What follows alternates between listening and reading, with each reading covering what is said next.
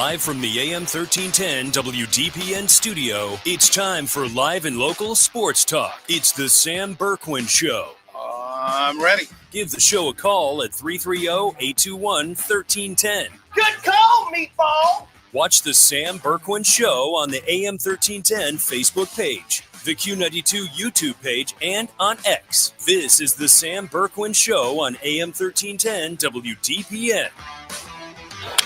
Oh, my. It took the glove off of Gavin Williams, but he recovers and throws him out. Wow, what a play by the Big Rig. He blew a tire and still was able to make the play. Fly ball launched out to left field. They have hit another one. Julio's 21st has blown it open in the second. It's 7-1 Mariners. Del Castillo, and a swing and a miss. 103 to put it away. Mason Miller with his first save as a Padre. And a comeback 9th inning win for the Pods, who come to the desert and take 2 out of 3. When your line shows certain numbers, there's another one. Clement to left field, and that ball is gone. His 6th of the year, and Ernie's 4th hit of the game. The Blue Jays have scored 20 runs today. Cubs lead, bottom 8. Fly ball left field, Fraley back. That one, Ian Happ the opposite way. Number 16, raise the roof. Raise the roof. And here we go. It's the Sam Bourquin Show. How we doing, everybody? AM 1310 WDPN. You can watch and listen to us on the AM 1310 WDPN Facebook page, on our X page, and the Q92 radio page on YouTube. Welcome in. Good to be back in the studio today. Sam Bourquin here. Ryan Rainsberg on the other side of the glass. We had a ball yesterday at the high school football preview. Broadcast our show live from the St. Barnabas Church yesterday. Got a chance to catch up with just about every head coach yesterday. Want to take this time right now. Thank you to Scott Garcia, Dan DeGeorge, Brian Baum, Nate Moore, Spider, Miller, Brian Gamble, AJ Sarbaugh, John DeMarco, Tim Goodman, Matt Dennison, Jay Rohr, Kevin Henderson, Chris Kappas, Joe Cardinal, and Renzi Parnell, Zach Slates, and Spencer Lino. Thank you, coaches, for coming over and spending some time with us yesterday. We missed Central Catholic's Jeff Lindesmith.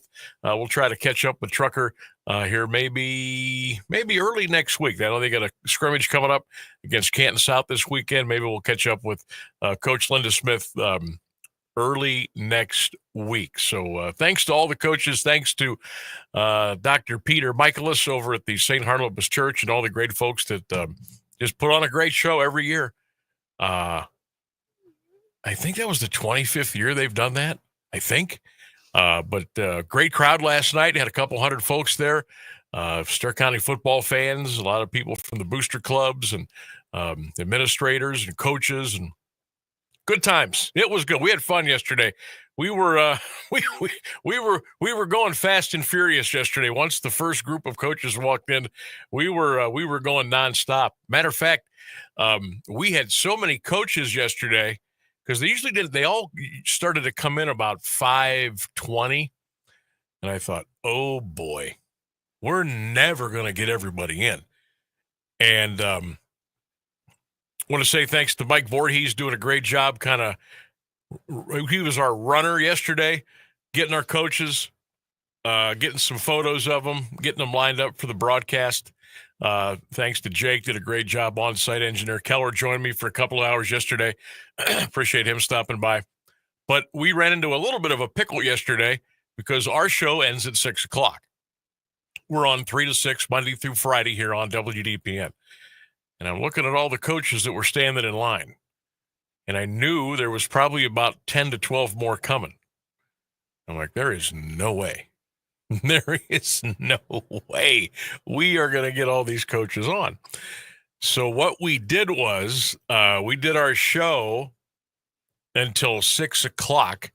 on 1310 WDPN. But we kept the stream going yesterday on Facebook, on X, and our YouTube page, Q92 Radio, and we stayed on for, hey, geez, I bet we were on another 45, 50 minutes yesterday.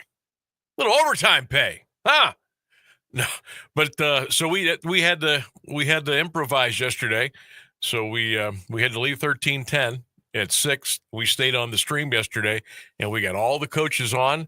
And if you want to go back and watch any of those interviews, if you want to listen to them, we had some really good ones yesterday. The coaches were really, really good. You can go to our Q92 Radio page on YouTube, and they're all going to be there. We had, I think we had 17 coaches yesterday. Yeah, 17 of the 19.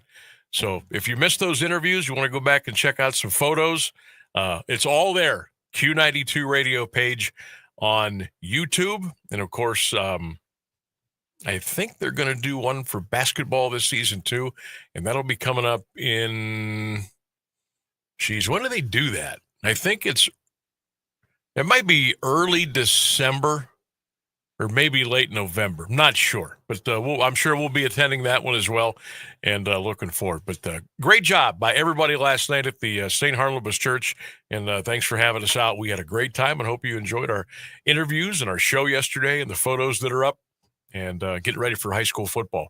Speaking of, just let me throw this out here to you now, and I'll run this down again for you probably in the 5 o'clock hour. As far as the high school football scrimmage schedule is concerned, this is what we've got for you for Friday, August the 8th. Yeah, tomorrow. Scrimmages start tomorrow. We've got Alliance at Dover.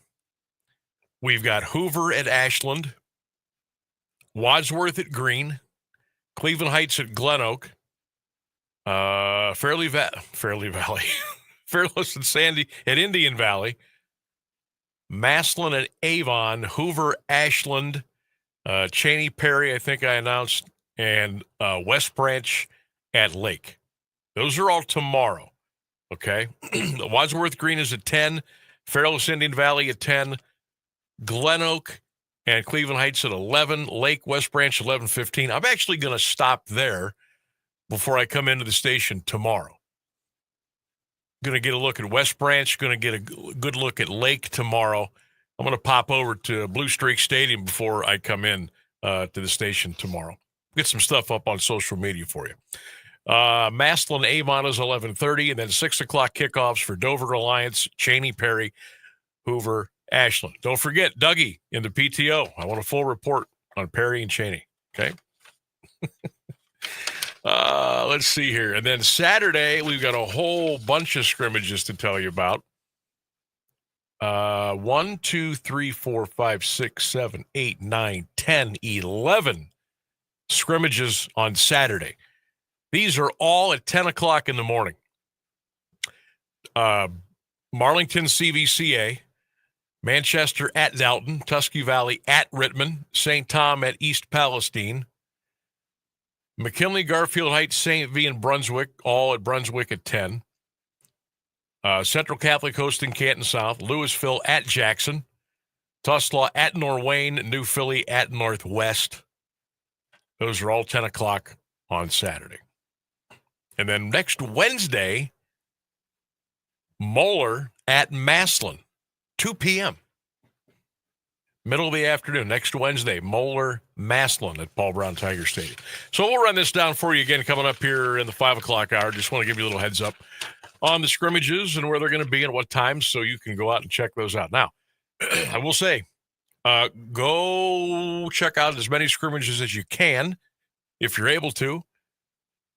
And make sure you, A, bring a thermos for water, or B, bring some cash or a debit card so you can get some drinks because it's going to be very, very hot tomorrow and Saturday as far as the scrimmages are concerned. So make sure you've got plenty of liquid and you stay hydrated. Just like the fellas out there on the field. Stay hydrated. It's going to be real toasty here the next couple of days. Speaking of hydrated, And Saturday, we've got the Carnation Festival Grand Parade. Steps off on West State Street, I think at 11 o'clock Saturday. Looking forward to seeing all of you there. We're going to be riding in the parade again this Saturday. So come on out and say hello. Give us a big wave and enjoy the big Carnation Grand Parade that begins this Saturday at 11 a.m. going down to West State Street here in Alliance. Also, we're going to give you a chance to win a couple of VIP tickets, some VIP bleacher seats, courtesy of WDPN and Citizens. Your chance to win coming up. We're going to do it a couple of times today, maybe around the tops of each of the hours at 4, 5, and 6. Get you a couple of VIP tickets to that parade coming up here on Saturday. Okay, boy, lots to get to today. Guardians are off today. Okay. A masterpiece by Gavin Williams yesterday. We were watching / giving you a little play-by-play yesterday while we were doing the show over at the church yesterday, St. Harlem for the football. And Gavin Williams was really, really good. Really, really good. One mistake. Home run to Juan Soto. But the important thing is Guardians win the game. They swept New York. Remember we talked about just get 2? And then I thought, let's just go for the sweep. They got the sweep. Guards are 59-55. Detroit lost yesterday. The Guardians are 6 games out in the division. Are you kidding me? Is this really like, does this have a chance? We were 15 and a half games out. We're 6 games out now. 7-3 in the last 10. Even better news. The Guardians now are 1.5 games out of the third wild card spot. They're behind Boston, Seattle, and the Yankees. They're tied with Texas for that 4th spot. And I'm going to go ahead and I'm going to pronounce Kansas City, Tampa, the Angels, the Twins, DOA. Done. So, in my little world, Boston, Seattle, the Yankees, Cleveland, Texas are fighting for that final wild card spot in the American League. That's where we're at. And the White Sox come to town this weekend. Day off today. Pale Hose and Guards Friday, Saturday, Sunday. White Sox have lost 3 in a row, by the way. Guardians have won 3 in a row. So, things are starting to get a little interesting as far as baseball is concerned. I don't know how we got here. I can't believe we got here. I can't believe it. The long losing streak, the debacle with a couple of our idiotic pitchers getting in trouble and no longer on the team. A couple of injuries here and there. I don't know how Stephen Vogt has done it. I don't know. And usually I take the approach of, I don't care how the cake is made. I just want to eat it. I don't need all the behind-the-scenes stuff. I don't care. Just put the cake on the plate and give me the fork and get out of my way. I really kind of want to know how the heck is Stephen Vogt doing this? They did nothing at they got rid of Bieber. They got rid of Seawald. They didn't go get anybody. And here we are. C.J. Kafis has come up and made a little, couple of contributions. Chase DeLauder still can't help us. He's injured.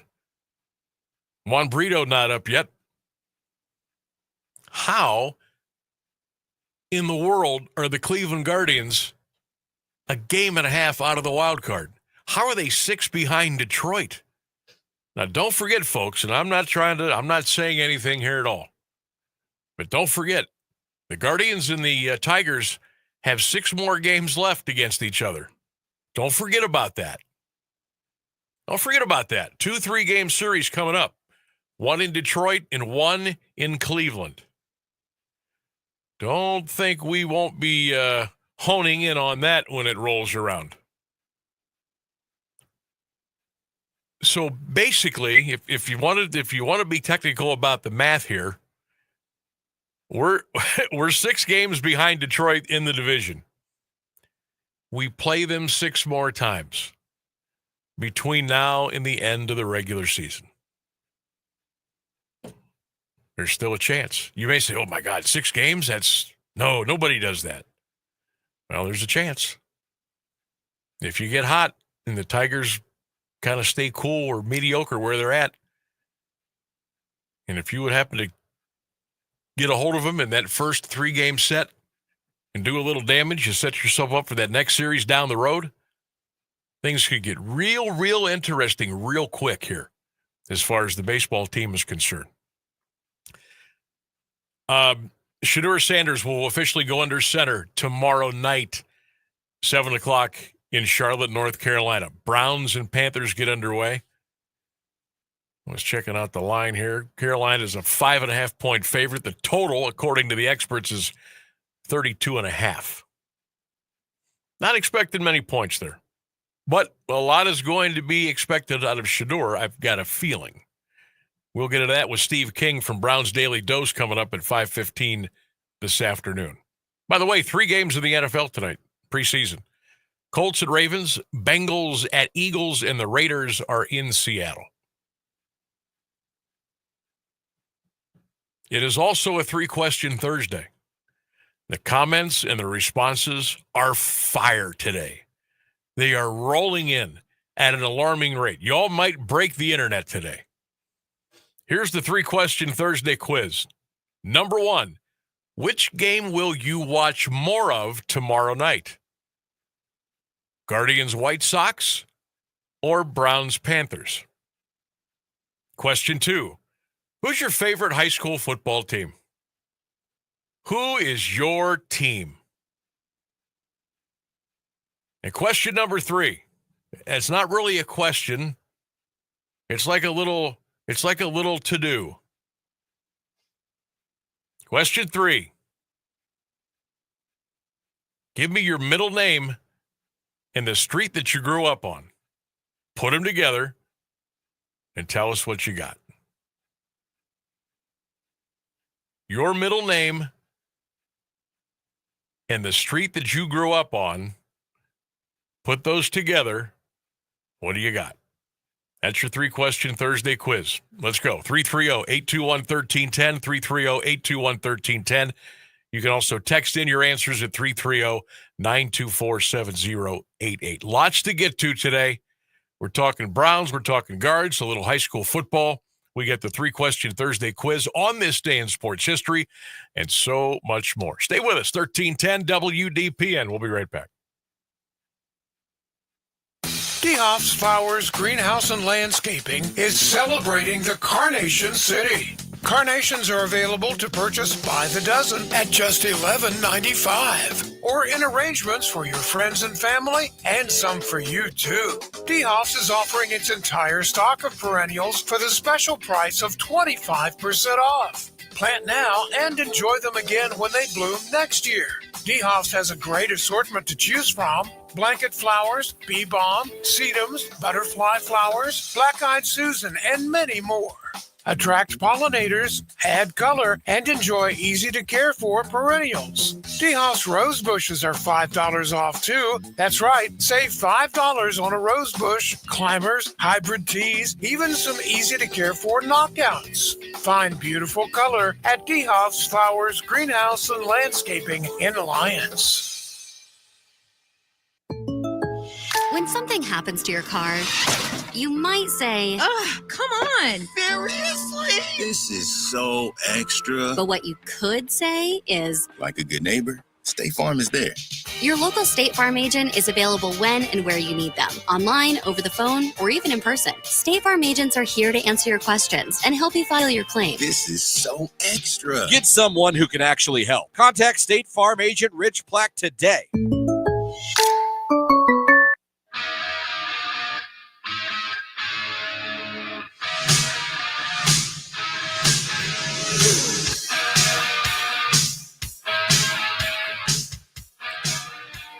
It's a 3-question Thursday quiz. Welcome back to the Sam Bourquin Show, AM 1310 WDPN. Phone lines are wide open, 330-821-1310. Steve King will be joining us at 5:15 today from the Browns Daily Dose. I haven't talked to Steve in, probably been 4 or 5 years. Reached out to him a couple of days ago, said, hey, partner, how are you? Still doing your thing? Yep. All right, well, let's go. So he's going to come on today. We're going to talk Browns coming up at 5:15 today. 3-question Thursday quiz. What are you going to watch more of tomorrow night? Guardians, White Sox, or Browns, Panthers? 2, who's your favorite high school football team? And number 3, give me your middle name and the name of the street that you grew up on and put those together and tell us what we've got. Always fun. Andy says he's going to watch more of the Guards tomorrow night. Sandusky Blue Streaks are his favorite high school team. His middle name and street name combined, Frank Flash. I don't know why that's funny. Jim says, I'm going to watch more of the Guardians tomorrow night. Louisville Leopards, his favorite football team. La Michael is his name. Shirley says, I'm not going to watch either tomorrow night. My favorite football team is the Massillon Tigers. When you combine my middle name with my street name, my new name is Marie Parkway. Thomas says you'll probably record both and we'll probably watch the Browns first. Glen Oak is his favorite high school football team. His name, by combining his middle name and street name, is John Woodland. And he left another comment. I'll just let you read that on Facebook. We got time for one more here. One more real quick. Dan says, I'm going to watch more of the Browns and Panthers tomorrow night. His favorite high school football team, Akron Garfield and CVCA. His middle name, street name combo is David Locust. Good stuff. You guys are on the ball today again, and I appreciate it. News and weather coming up next. We'll come back with more on the Sam Bourquin Show right here, AM 1310, WDPN. Here's the latest news on AM 1310, WDPN. Good afternoon. It's 3:30. Even as statistics show violent crime is down in the nation's capital, President Trump is planning on ramping up the presence of federal law enforcement in Washington, D.C. ABC News national correspondent Stephen Portnoy has the latest. While details remain unclear, the White House says D.C. residents should expect to see an increase in federal law enforcement as early as tomorrow. That, days after a high-profile former DOJ staffer was beaten and bloodied by a group of teens as he protected his girlfriend. President Trump has suggested he might bring in the National Guard or use his emergency power under the D.C. Home Rule Act to gain control over D.C. police.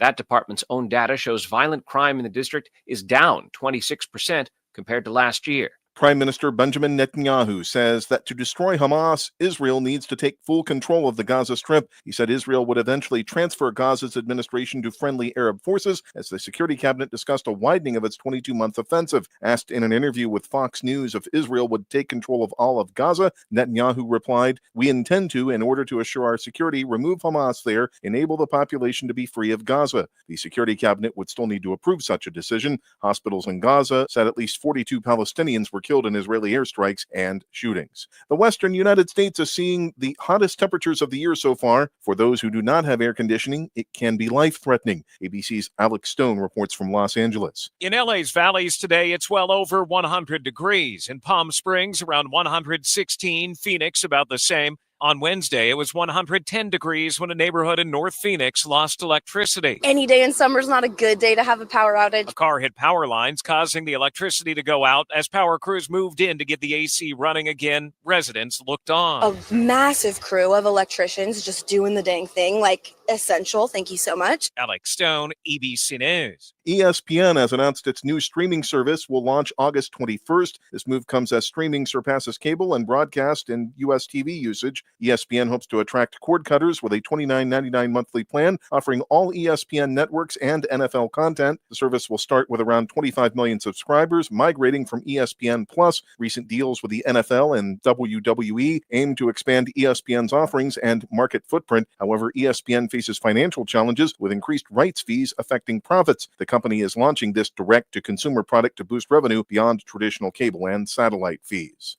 It's 82 degrees in Alliance at 3:32. This is WDPN News. I'm Jeff Mears. Now, the Alliance Aerial Weather Forecast on AM 1310 WDPN. Your afternoon weather forecast calling for sunny skies and a high near 84 degrees with light southeast winds. Mostly clear tonight, a low around 64. For Friday, mostly sunny, a high near 86. Saturday, sunshine, a high of 89. More sun Sunday, a high near 91. That's your WDPN weather.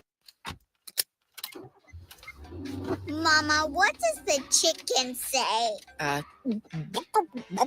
Dog. Cat. Giraffe. Giraffe, really? Giraffe. You're not going to get it all right. Just make sure you nail the big stuff, like making sure your kids are buckled correctly in the right seat for their age and size. Get it right. Visit NHTSA.gov/the right seat. Brought to you by the National Highway Traffic Safety Administration and the Ad Council.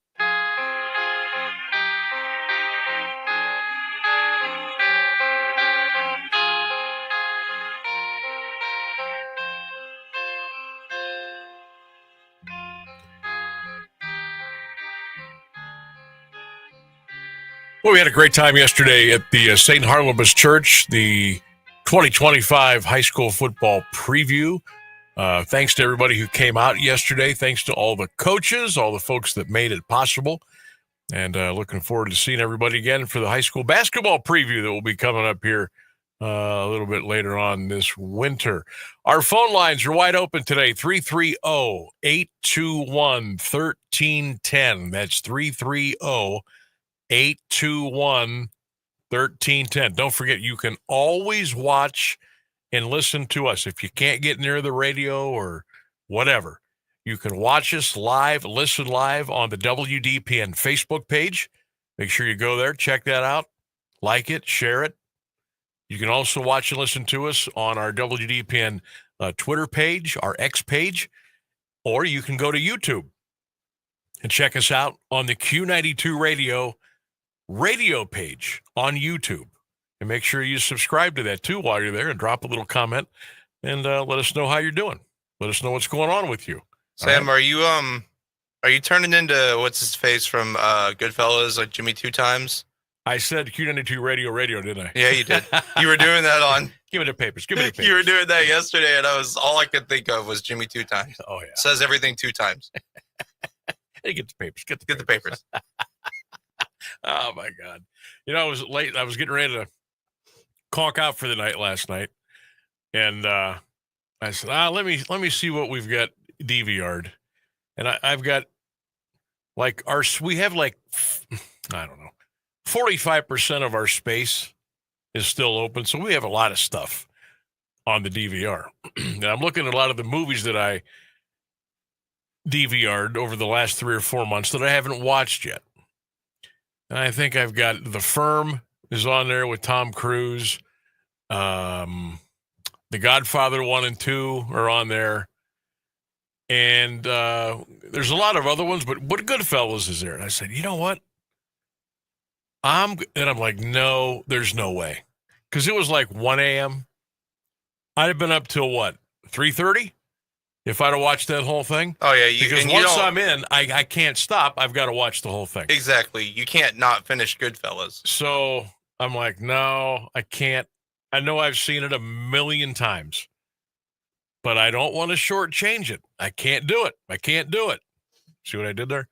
So I passed. And I went back to old reliable Everybody Loves Raymond. Watched a couple of episodes and out I went. But yeah, I've got to get around to watching Goodfellas again. When you said Godfather 1 and 2, hot take, which is better? You know? Or okay, that's going to cause too much controversy. Which do you prefer? I just because it's Godfather 1, I want to say 1. I think 2 might be better. I struggle with that too, but I prefer 2. I think 2 is my favorite. Might be just a little better there. You know what else I haven't seen in probably 5 years? Scarface. Oh, Scarface is a classic. I haven't, and I have. I love Scarface. Yeah, I haven't seen it in 5 or 6 years at least. I watched it for the first time, I think, when I was a teenager, and I was so mad I hadn't watched it sooner. Right. That was like the movie, and it's been a while since I've seen that. But I tell you what, I get this, and I don't know if anybody else feels this way, but after I watch it, especially at the end before, he gets shot up, I feel I can conquer the world. After I watch like 85% of that movie, I'm like, okay, let's go. It's like, and I keep picturing that, the world is yours, that it's spinning, and I keep thinking, oh, I got that. I'm, not that I'm going to get involved in that stuff, but you just feel like, hey, guy came from nothing, and he was into a bunch of bad stuff, but it was his world. He made everything happen. He did what he wanted to do. He did everything his way. Didn't turn out well for him, but still just a absolutely a fantastic movie. We watched, what did we watch last night? We were going through some of the movies on Prime and Peacock and Netflix last night, and I'm trying to get my son to watch and somehow enjoy, and by watching some of the movies that I watched when they first came out in the in the 80s, late 70s, like 78, 79, 80, because my son's just 18, and I wanted to watch Easy Money last night with Rodney Dangerfield and Joe Pesci, and they took the damn thing. They took it off. I clicked it, and it said, this is unavailable at this time. Well, come on. So I got to figure out a way to find that somewhere. And we ended up watching, let's see, Back to School. We thought about watching with Rodney Dangerfield, and then I think we settled on 8 Heads in a Duffel Bag. We ended up watching that last night. So that was pretty good. But yeah, got a lot of movies on the DVR I got to get to and get those things going. 3-question Thursday quiz today here on the show. Want to hear from you. Question number 1, what are you going to watch more of tomorrow night? Are you going to watch the Browns-Panthers more? Or are you going to watch more of the Guardians and the White Sox? I know what the consensus is going to be. It's probably going to be the Browns. But the Guardians are in a race. This is the Browns' first preseason game. But Shedeur Sanders is getting the start. So that will probably give a little uptick as far as the Browns game is concerned. But what are you going to watch more of tomorrow night? Guardians, White Sox, or Browns, Panthers? Question 2, who is your favorite high school football team? Not who's the best, not who do you hate. Who is your favorite high school football team? And number 3, I want you to put your middle name with the street name that you grow up on and put those together. Tell me what you got. I know we'll get some interesting names out of that. Let us know. 330-821-1310. You can also text us at 330-924-7088 or leave some comments in our comment section on all of our social media platforms. Now, let's run a few more down here. Where did I stop? Let's see here. Ron says, I'm going to watch more of the Guardians tomorrow. His favorite high school football team, Central Catholic Crusaders. And his middle name, street name combo is Kevin Grandview. Justin says, I'm going to watch more of the Tribe tomorrow night. Lake Blue Streak's his favorite team. His middle name, street name combo is Paul Lovers. That's a good one. Jim says, I'm going to watch more of the Guardians tomorrow night. His favorite team, Malvern. Go Hornets. And his name combo is Mark Porter. That's almost like a normal name. Peggy says, I'm going to watch more of the Guardians and White Sox tomorrow. Browns can wait. Her favorite high school football team, the Camp McKinley Bulldogs. Her middle name, street name combo is Jane Transit. That's a good one. Let me see here. We'll do one more. Okay, Steve says he's not going to watch either tomorrow night. No football or baseball. His favorite high school football team, the Ashland Arrows. And his middle name, street name combo is Russell Ridge. It's good. Now that's name. cool. That's a good name, too. That sounds cool. That's a good name, too. All right, we got about 10 minutes till we get to the top of the hour. Lines are open 330-821-1310. Text line open 330-924-7088. Don't forget, Steve King, my good friend from BrownsDailyDose.com. He'll be joining us at 5:15 today to talk about Shedeur, to talk about the Browns, talk about the job Kevin Stefanski's doing, and what's this quarterback situation? How is it going to play out? And I saw a story today, like a reaffirmation, and this was from Archie Manning, not Arch, but Grandpa Archie, saying that Arch is not coming out after the season. He will not be in the draft next year. He will be at the University of Texas. And you know what? I don't believe him. I don't believe him. How do I put this? I'm not saying he's lying, but I don't believe him. I think there is wiggle room here. If Arch Manning has an unbelievable year, and whether or not Texas wins the national championship, if he believes he is ready to go to the next level, he's a Manning. He's a Manning. It's in the genes. I think he'll say, you know what? I'm going. Now look, Peyton Manning, 4 years at Tennessee. Eli Manning played, 3 years at Ole Miss?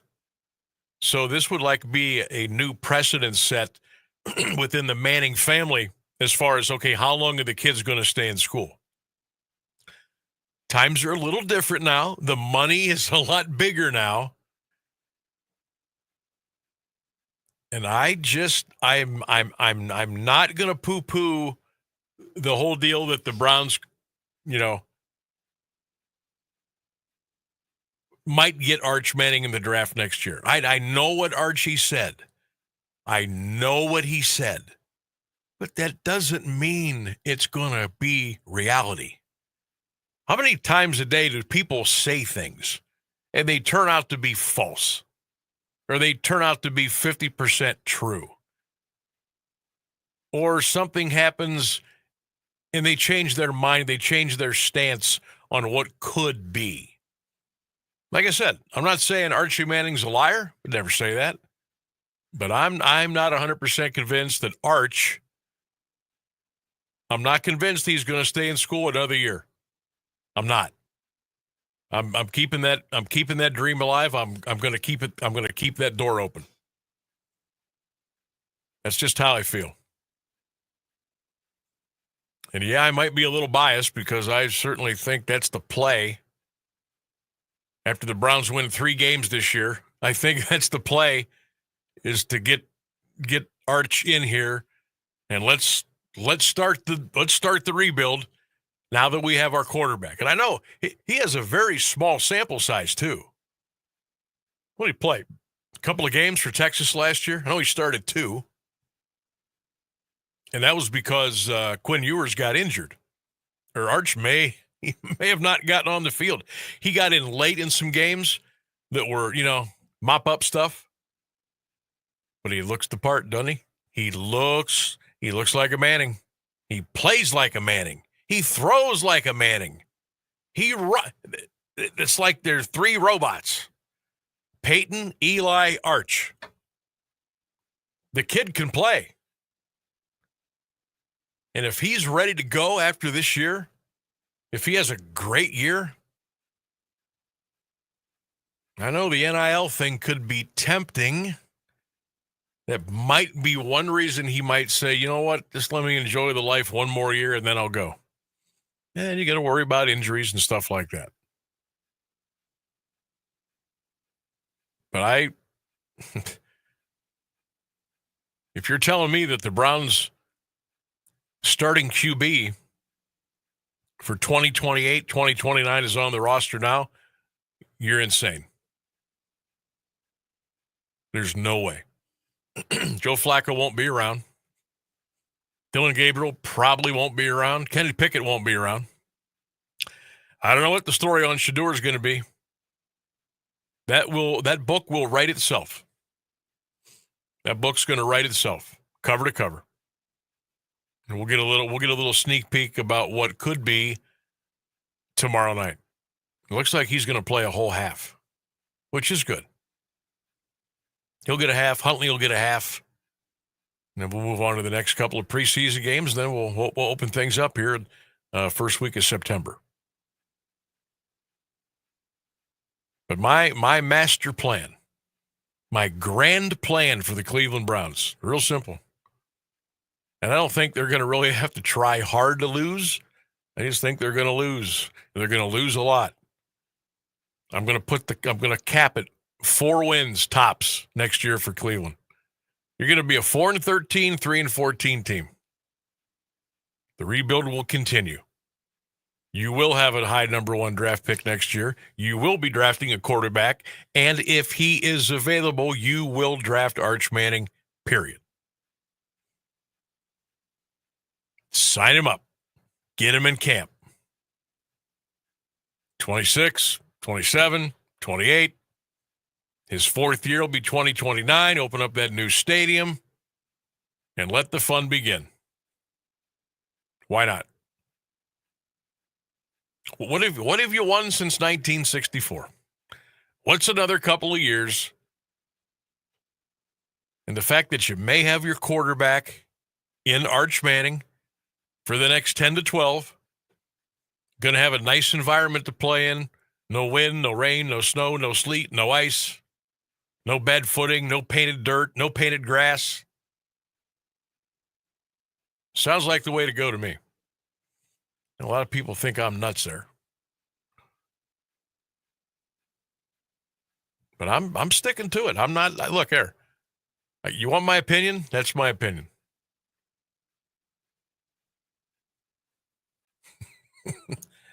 On Twitter, after the Browns win 3 games this year, why in the flying bleep would I even waste 1 second watching them this season?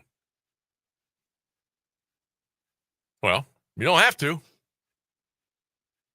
Nobody is forcing anybody to watch that outfit. But it's what everybody does anyway. No matter what you tell them, no matter what the record is, no matter how many pre-snap penalties there are, how many fumbles, interceptions, missed tackles, boneheaded mistakes, people are lined up at the television 1 o'clock on Sunday. They're lined up a zillion deep in the Muni lots on Sunday morning. They're at the front seat at the sports bar on Sunday afternoon. People will watch no matter what. It's always been that way. It'll always be that way. I'm just giving you the master plan, and I don't know if that's going to come to fruition. I don't know if people agree with it or they want it or if it'll happen. But that's what I'm plotting out. I think that's our best way, not our quickest way, our best way to become relevant once again in the NFL. And if that doesn't work, you write that name on the shirt and you start over again. What's the? It doesn't matter. You just keep chopping until you get somewhere. The National Football League, where you can go worst to first at the snap of a finger. Maybe that'll happen for us. We'll take a break. 8 minutes till the top of the hour. 330-821-1310. Text line is open. 330-924-7088. You can also drop your comments on all of our AM 1310 WDPN social media platforms. We'll take a break. Stay with us. 1310 WDPN. We'll be right back. Hi, my name is Lillian Rotsky, and it was my pleasure to serve Alliance as the 2024 Miss Congeniality. Come join us as we celebrate Alliance at the Grand Parade, sponsored by Alliance Ventures and Huntington Bank. The parade, alive with marching bands, queens, and floats, steps off at 11 a.m. on Saturday, August 9th from State Street at the First Friends Church. Hope to see you there as we celebrate Alliance and the Carnation Festival. Join us for the 65th Annual Alliance Carnation Festival, now through August 10th. This beloved tradition pays homage to Alliance, known as the Carnation City, and promises an unforgettable experience for all. Experience the Food Fest at the University of Mount Union campus, featuring mouth-watering treats, a golf scramble, community luncheon, and a fire truck pump-in. Tour the Haynes House, Mabel Hartzell Home, and Beach Creek Gardens. Enjoy free craft displays, delicious food, and captivating live entertainment during Carnation Days in the park. Immerse yourself in Shakespeare's The Tempest at Glamorgan Castle. Thursday through Sunday brings a range of activities, including a fun-filled pet show, breathtaking hot air balloons, invigorating nature hikes, and an irresistible used book sale. Mark your calendars for the main event, Saturday, August 9th, with the Grand Parade at 11 a.m. Marching from State Street to Broadway Avenue, then head to Silver Park for more fun and a heart-pounding fireworks show that evening. Make lasting memories. Check out all the events at carnationfestival.com. Hey, Max, you look absolutely dashing in that purple tie. Ready to harness the world? You bet, Daisy. I'm ready as I'll ever be. And might I say, your purple tie really pops with your vest. Thanks. I almost went with a cape, but didn't want to come across as pretentious. Nonsense. Anyone in our line of work should rock a cape. You might be onto something, Max. Phew, so here we go. First day on the job. We've got this, right? Right. Don't forget, we both graduated from Dogs Inc. with honors. Which means I can guide my human around a busy city with ease. And I can give my human a restful night. I hope my human is kind and loving. And I hope mine likes wet kisses and zoomies. Ready to make a difference? Born ready. Let's go. Discover how extraordinary dogs like Daisy and Max change lives at no cost to the recipients. Visit dogsinc.org.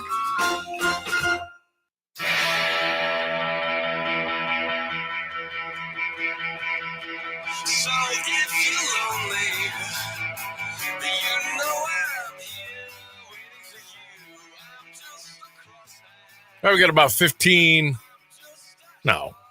Got about 5 minutes left until we get to the top of the hour. Welcome back to the Sam Bourquin Show, AM 1310 WDPN. We're here for you Monday through Friday, 3 p.m. until 6 p.m. Get your day started here with Rex in the morning at 6 a.m. He goes until 10. John Tesh, 10 until 3. And then we're here for you, 3 until 6. AM 1310 WDPN. Make sure you give us a shout. Give us a shot. Give us a shout. Give us a like, a tweet, a comment. We're here for you. 3-question Thursday quiz. What are you going to watch more of tomorrow? Browns, Panthers, or Guardians, White Sox? Guardians, White Sox is the much bigger game. But it's football season. It's Northeast Ohio. It's the Browns. It's Shedeur Sanders. You tell me what you're going to watch tomorrow. Who's your favorite high school football team? And number 3, give me your middle name and pair it up with the street name you grow up on. And what do we got? We'll read those throughout the program. Scrimmage season for high school football begins tomorrow. A couple of good ones tomorrow. I'm going to go check out West Branch Lake. They're supposed to get that started at around 11:15 tomorrow at Blue Streak Stadium. So I'm going to stop in there tomorrow, get a look at Lake, get a look at West Branch. put some stuff up on our social media pages tomorrow. 1310 WDPN Facebook, Q92 Sports, and give you a little scoop on what's going on with the Warriors and the Blue Streaks tomorrow. Massillon Avon tomorrow, Hoover Ashland. Alliances at Dover tomorrow. That'll be a good one. Had a chance to catch up with most of all the coaches yesterday. Tim Goodman from Alliance. They're gonna be exciting. J.R. Jackson. Woo, baby. Watch them play hoops. I can't wait to watch them play quarterback this year. I think Alliance is going to be playing a lot of 45 to 40 games this year.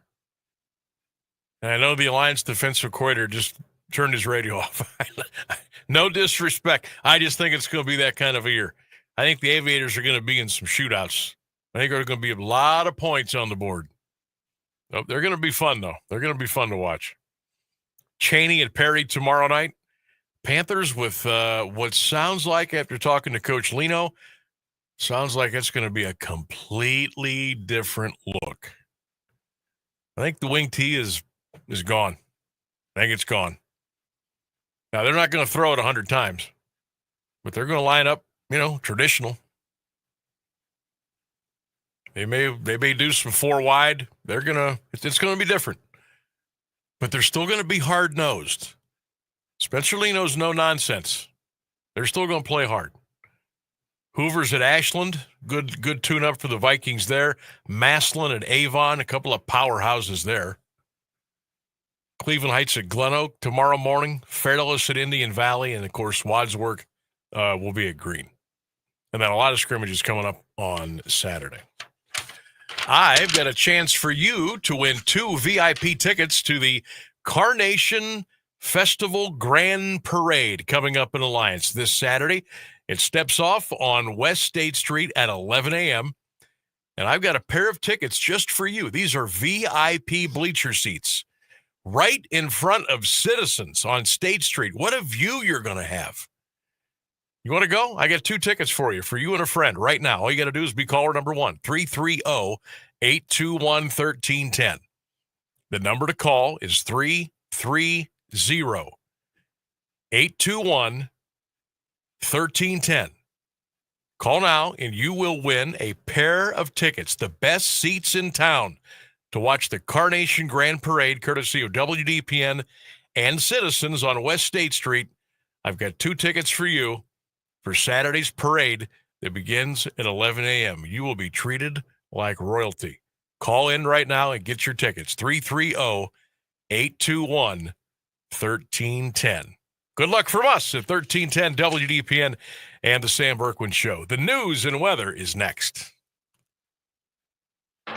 Keeping Alliance entertained and informed for over a half a century. AM 1310 WDPN Alliance. ABC News, I'm Brian Clark. Senator John Cornyn of Texas says the FBI has agreed to help locate Texas Democratic lawmakers who left the state to deny Republicans a quorum in their redistricting efforts. The FBI has not commented, but House Democratic leader Hakeem Jeffries said the FBI should be spending its time chasing down violent criminals, terrorists, drug traffickers, and child predators, not targeting political adversaries in a democracy here in America.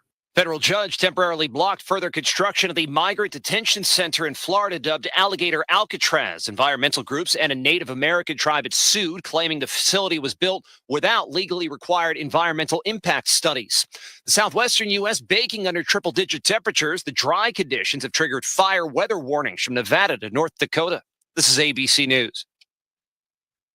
Shop the Sherwin-Williams Super Sale and get 40% off paints and stains August 8th through the 14th. With prices starting at $29.39, it's the perfect time to transform your space with color. Whether you're looking to revamp your interior or exterior, we have you covered with bold hues, soothing neutrals, and everything in between. Visit your neighborhood Sherwin-Williams store or shop the sale online. Delivery available on qualifying orders. Retail sales only. Some exclusions apply. See store for details. Popsicles, sprinklers, a cool breeze. Talk about refreshing. You know what else is refreshing this summer? A brand new phone with Verizon. Yep, get a new phone on any plan with Select Phone Trade-in and My Plan. And lock down a low price for 3 years on any plan with My Plan. This is a deal for everyone, whether you're a new or existing customer. Swing by Verizon today for our best phone deals. 3-year price guarantee applies to then current base monthly rate only. Additional terms and conditions apply for all offers. Now, the latest Alliance area news from Jeff Mears on AM 1310 WDPN.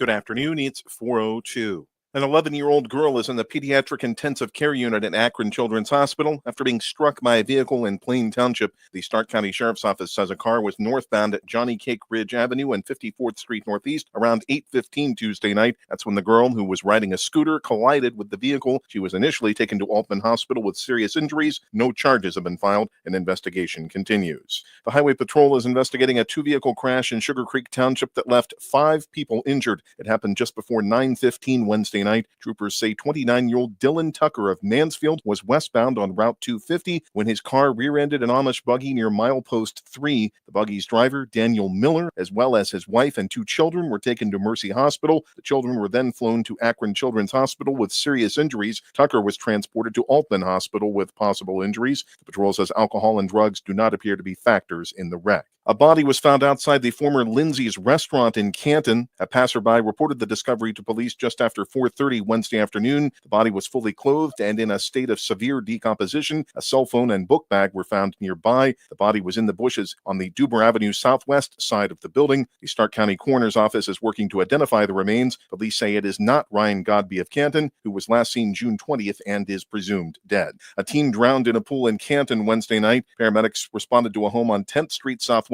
around 6:30. Someone at the scene performed CPR. The 18-year-old female was taken to Altman Hospital, where she was pronounced dead. Her name was not released. Stark County commissioners have agreed to advertise for bids for a project to provide a new home for the Regional Planning Commission. Wednesday's action concerns renovation of a third-floor space in the county office building in Canton. The estimated cost is $3.4 million. The commission is housed in a nearby facility on 3rd Street Northeast. Commissioners also approved a measure to advertise for bids for the second phase of a heating and cooling project at the county engineer's office. The base bid estimate is $80,000. The permanent improvement fund will cover both projects. Personal injury payments remain on hold in the settlement between Norfolk Southern and residents affected by the 2023 train derailment. Nearly 2 months ago, a federal judge dismissed Kroll administration from determining and distributing awards from the $600 million settlement. They cited overpayment of some claims. Epic Class Action and Claims Solutions was named as the new settlement administrator. Kroll completed transfer of data to Epic June 30th. Epic said last month it was hopeful payments would begin by early fall. Kroll is undergoing a court-ordered audit. Payments for property damage are suspended indefinitely,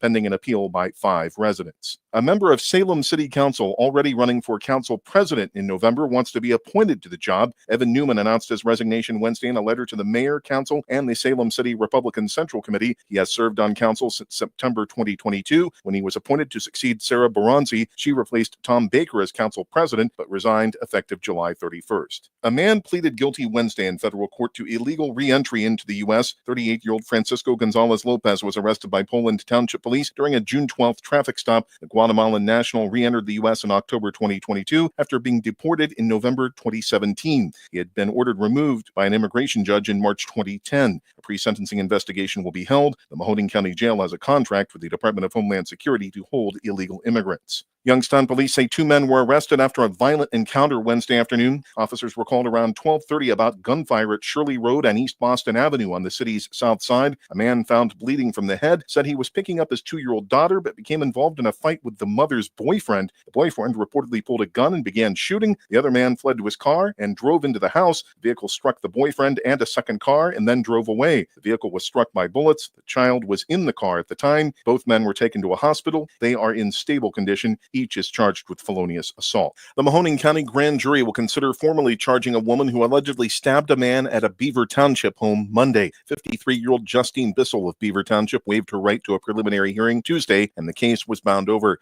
Police say she was intoxicated at the time of the alleged incident. The victim was cut on his neck and had an eye injury. Bissell claimed self-defense. During her arrest, she reportedly kicked an officer, bit an officer's finger, and attempted to kick a nurse at a hospital. Bissell was then booked at the county jail on charges of felonious assault on a police officer, domestic violence, and resisting arrest. The Trumbull County Grand Jury has indicted 2 Warren residents on 1 count each of cruelty to companion animals. 54-year-old Stephanie Swiegen and Thomas Linecooler were formally charged Wednesday. An emaciated dog suffering from a ruptured abdominal mass was found in the basement of their Oak Knoll Avenue Southeast home May 10th. It was later euthanized. Swiegen and Linecooler are free on bond. It's 82 degrees in Alliance at 4:07. This is the local edition of WDPN News. The forecast is next, a service of Canterbury Villa of Alliance. I'm Jeff Mears. Here's the latest forecast on AM 1310 WDPN. This afternoon's weather, sunshine, a high of 84 with a southeast wind around 6 miles per hour. Tonight, mostly clear, a low near 64. Friday, mostly sunny, a high near 86. For Saturday, sunshine, a high near 89. Sunday, more sun with a high reaching 91 degrees. That's your WDPN weather. Send your loved ones to a place that cares and a place that they can trust. They'll find a place that feels like home at Canterbury Villa in Alliance. They will provide the highest level of care to their residents when it comes to skilled nursing, rehabilitation, long-term care, and Alzheimer's care. At Canterbury Villa, your loved ones become family. Located on Freshley Avenue, schedule a free visit today by calling 330-821-4000 and ask for Samantha Nutter. At Canterbury Villa, they walk the talk. Live from the AM 1310 WDPN studio, it's time for live and local sports talk. It's the Sam Bourquin Show. I'm ready. Give the show a call at 330-821-1310. Good call, meatball. Watch the Sam Bourquin Show on the AM 1310 Facebook page, the Q92 YouTube page, and on X. This is the Sam Bourquin Show on AM 1310 WDPN. Oh, my. It took the glove off of Gavin Williams, but he recovers and throws him out. Wow, what a play by the Big Rig. He blew a tire and still was able to make the play. Fly ball launched out to left field. They have hit another one. Julio's 21st has blown it open in the second. It's 7-1 Mariners. Del Castillo, and a swing and a miss. 103 to put it away. Mason Miller with his first save as a Padre. And a comeback 9th inning win for the Pods, who come to the desert and take 2 out of 3. When your line shows certain numbers, there's another one. Clement to left field, and that ball is gone. His 6th of the year, and Ernie's 4th hit of the game. The Blue Jays have scored 20 runs today. Cubs lead, bottom 8. Fly ball left field, Fraley back. That one, Ian Happ the opposite way. Number 16 raised the roof. Hour 2 of the Sam Bourquin Show, ready for you. AM 1310 WDPN. Welcome in, everybody. Happy Thursday. Getting a little warmer out. Getting a little more humid. It's going to be cold. I almost said, oh, it's going to be cold this weekend. I almost said that. It's going to be a little warm over the weekend, but some great weather coming our way. No rain for the next several days, so that is good. Welcome into the show. Hour number 2, Sam Bourquin here, Ryan Rainsberg on the other side. Good to have you with us on this Thursday afternoon. Phone lines are wide open for you, 330-821-1310. That's 330-821-1310. You can watch us and listen to us live Monday through Friday, 3 until 6 on the 1310 WDPN Facebook page, our X page, and the Q92 radio page on YouTube. If you haven't done that yet, go check us out on the YouTube page, Q92, or check us out on our stream, 1310 WDPN on X or on Facebook. It's a great way to watch and listen and interact with the show. There's a lot of you out there right now, and we certainly appreciate you joining us. If you do check us out on our Facebook page, you can comment like Jim did. He answered our question with Browns Moore, West Branch, and David Lake Park. What was the last one? David Lake Park. Oh, David Lake Park. He had a 3-parter, so he must have lived on Lake Park. Interesting. I don't think he lived on David Lake Road. Probably not. So we Probably thank Jim. not. Jim, thank you for commenting and joining in on the program today. You can do it. It's just that easy. I still run into a lot of, that is too much. That sounds complicated. No, it's I can do it. You can do it. I'm the most technologically inept human being in this building. You can do it. You can do it. Just jump on any of our social media platforms, or you can do it the old school way, which is the best way, and that's right here on 1310 WDPN. All right, you got a friend on the phone, Sam. A friend on the phone. Can I guess who it is? Yeah, sure. You know who it is, right? I do. Okay. He said. Okay, I'm gonna say he's Tom. Local. Oh. Well, you should say hello to Tom since you figured it out, right? Let's do it. You're on the Sam Bourquin Show, 1310 WDPN. Tomas, how are you this afternoon? Oh, my buddy, let me tell you, I am ready for some high school football tomorrow morning. I think I'm going to brave work a night turn, get up after a nap, and go watch the Raiders in the morning. You're heading over to Mollenkoff.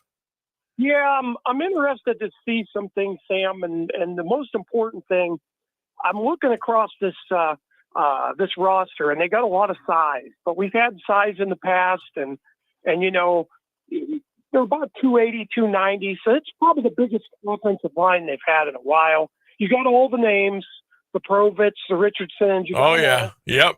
And they got 75 kids this year, and that's up from, I believe, 10 from last year. That's good. So, yeah, and I with Jones returning at quarterback, he's a big kid. He's only a junior.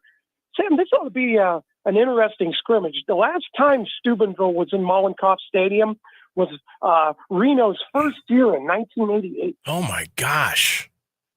That long ago? Steubenville has been in Mollenkoff. Now, Warren Western Reserve played him once. Okay. I want to say in 1989, and they also played Alliance that year. And that was the year that Reserve went undefeated and lost to St. Ignatius in the playoffs in the first round. So back when you had to earn your way in. Yeah, and that's when you had 4 teams. You had to earn your way in, right? I look at some of those teams in the 90s, Sam. If we'd have used the standards of today, you'd have had Harding, Niles, and Howland in the playoffs every year during that span, because back then, you know, it was pretty good. I mean, yeah. It's great football. Yes. Northeast Ohio, Sam, Warren and Youngstown in particular have kind of dropped off a little bit over the years. And that's why a lot of Ohio State coaches don't recruit as much in Ohio anymore as they used to. And they still go to Stark County because there's still plenty there. But when you lose 10 straight years in a row to Massillon, okay, which has never happened, I don't see that changing this year, but I do believe the game for the first time will be competitive, you know. Yeah. But McKinley, Sam, you got to tell me something here. I followed McKinley football because being a Warren fan, I've also been a McKinley fan. I'm not going to lie to you. Sure. I know how you roll. What is going on with McKinley, Sam?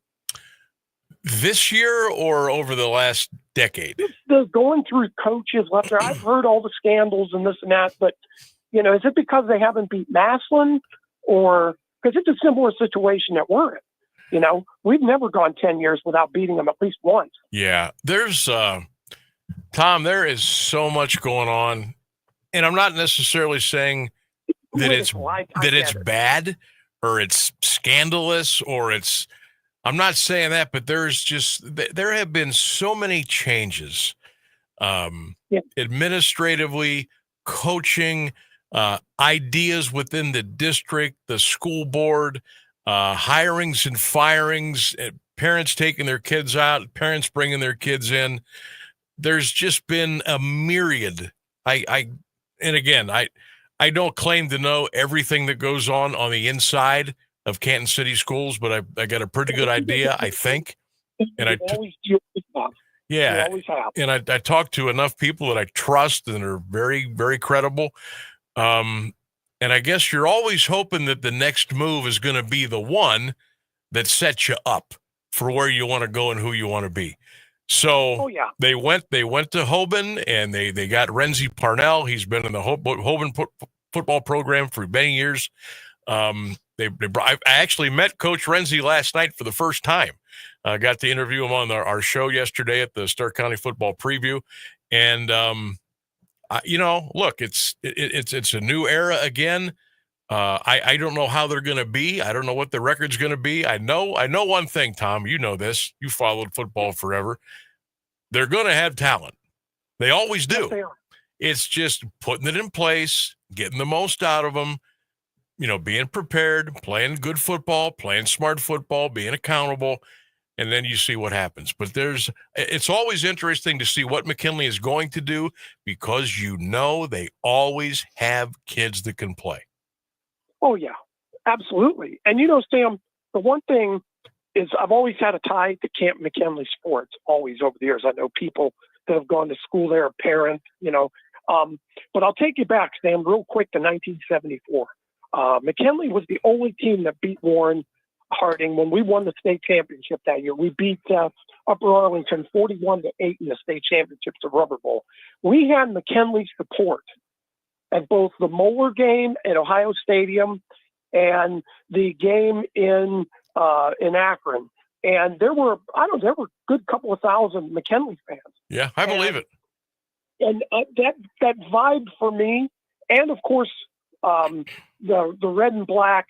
They've always been the traditional team for me. And throughout the years, I've always had great respect for McKinley. Now, I want to say this too. Massillon, on the other hand, I used to hate Massillon. That is until I worked in the area and met you 25 years ago. And now I have a lot of respect for Massillon. And Sam, that win at Perry last year, I'm gonna let you guess on this one. Up until last year's win at Perry, when was the last time Warren won a football game in Stark County? Ooh. Well, let's see. They have not had good success against the Tigers. Not really against McKinley since they brought that series back. Trying to think who else they would have played here in Stark County outside of, when they played Elder in the state championship game at the old Fawcett years ago. Gosh, Tom, I don't know, a couple decades at least, right? Yep, Spider Miller's 2003 McKinley Bulldogs. Oh, my gosh, 22 years ago. Yes, Wow. sir. I was there. I remember that game. I remember talking to you in my car, leaving the stadium that night. And we were talking about that game. But I tell you, Sam, the one thing that keeps bringing me back every year, it's like every year you get that same feeling for high school football. Yeah. Every year, no matter how old you are. I'm 61. Yeah. I feel like I'm 21 when I walk in that stadium. Every Saturday, every Friday night. And this year will be no different. And Sam, this game with McKinley in a couple of weeks, I will be there for that game. That's going to be a fun football game because I think we got it right. I think with Matt Richardson as coach, I think we got it right, Sam. I think after an 8-4 season last year, after not getting 5 or 10 kicks blocked last season, we only had one, and that was, I believe, the McKinley game. Mm-hmm. That was it last year. That was the first year in probably 10, 12 years that Warren hadn't had at least 2 kicks blocked in a season. Yeah, So, well, when you make the jump like you did last year to 8, then yeah, I think you got something good to feel about. I do. And West Branch, Sam, is going to be fun to watch this year. Yeah, I got them. I got them week 1. Yeah, I'm excited. Yeah, my son and I, we kind of were going back and forth between this Canfield game, but McKinley, it's McKinley, Sam. I mean, for me, this is probably going to be my 55 Warren McKinley games, I think. Whoa. That's you are ingrained. You are ingrained in that series. Yeah, I love it. It's been part of my life, and I have great respect for McKinley. And one thing I'm looking forward to is when Perry comes to town, because we get 2 Stark County teams in Mollenkopf Stadium, and those are the only 2 home games we have the first 5 of the season. Oh wow! So, well, I know they'll have some good crowds for those games. If the weather's good, you'll have a good gate. I promise you that. Oh yeah, Oh, yeah. It'll be fun. Sam, I love it. This is why you and I have done this for so long. And as long as we're breathing, Sam, we're going to be stepping into a football game on a Friday night. And when we sit down in that chair and we look at that sunny evening sky, we're going to say, I am home again. Yep, I'm right where I want to be. You got it. Tom, always appreciate the visit. Thank you, sir. Right, and hey, I'll send you a text. I'll let you know how the game went. Do that. And I'll tell you what, I'm actually going to go I'm going to go over to Lake tomorrow before I come into the station. Lake West Branch scrimmage tomorrow. I'll give you a little update on that one.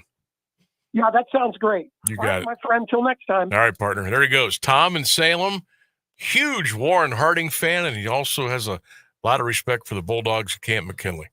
Love talking to Tom. Historian. If you want to know anything about Trumbull County, Mahoning County, that's the guy to go to right there.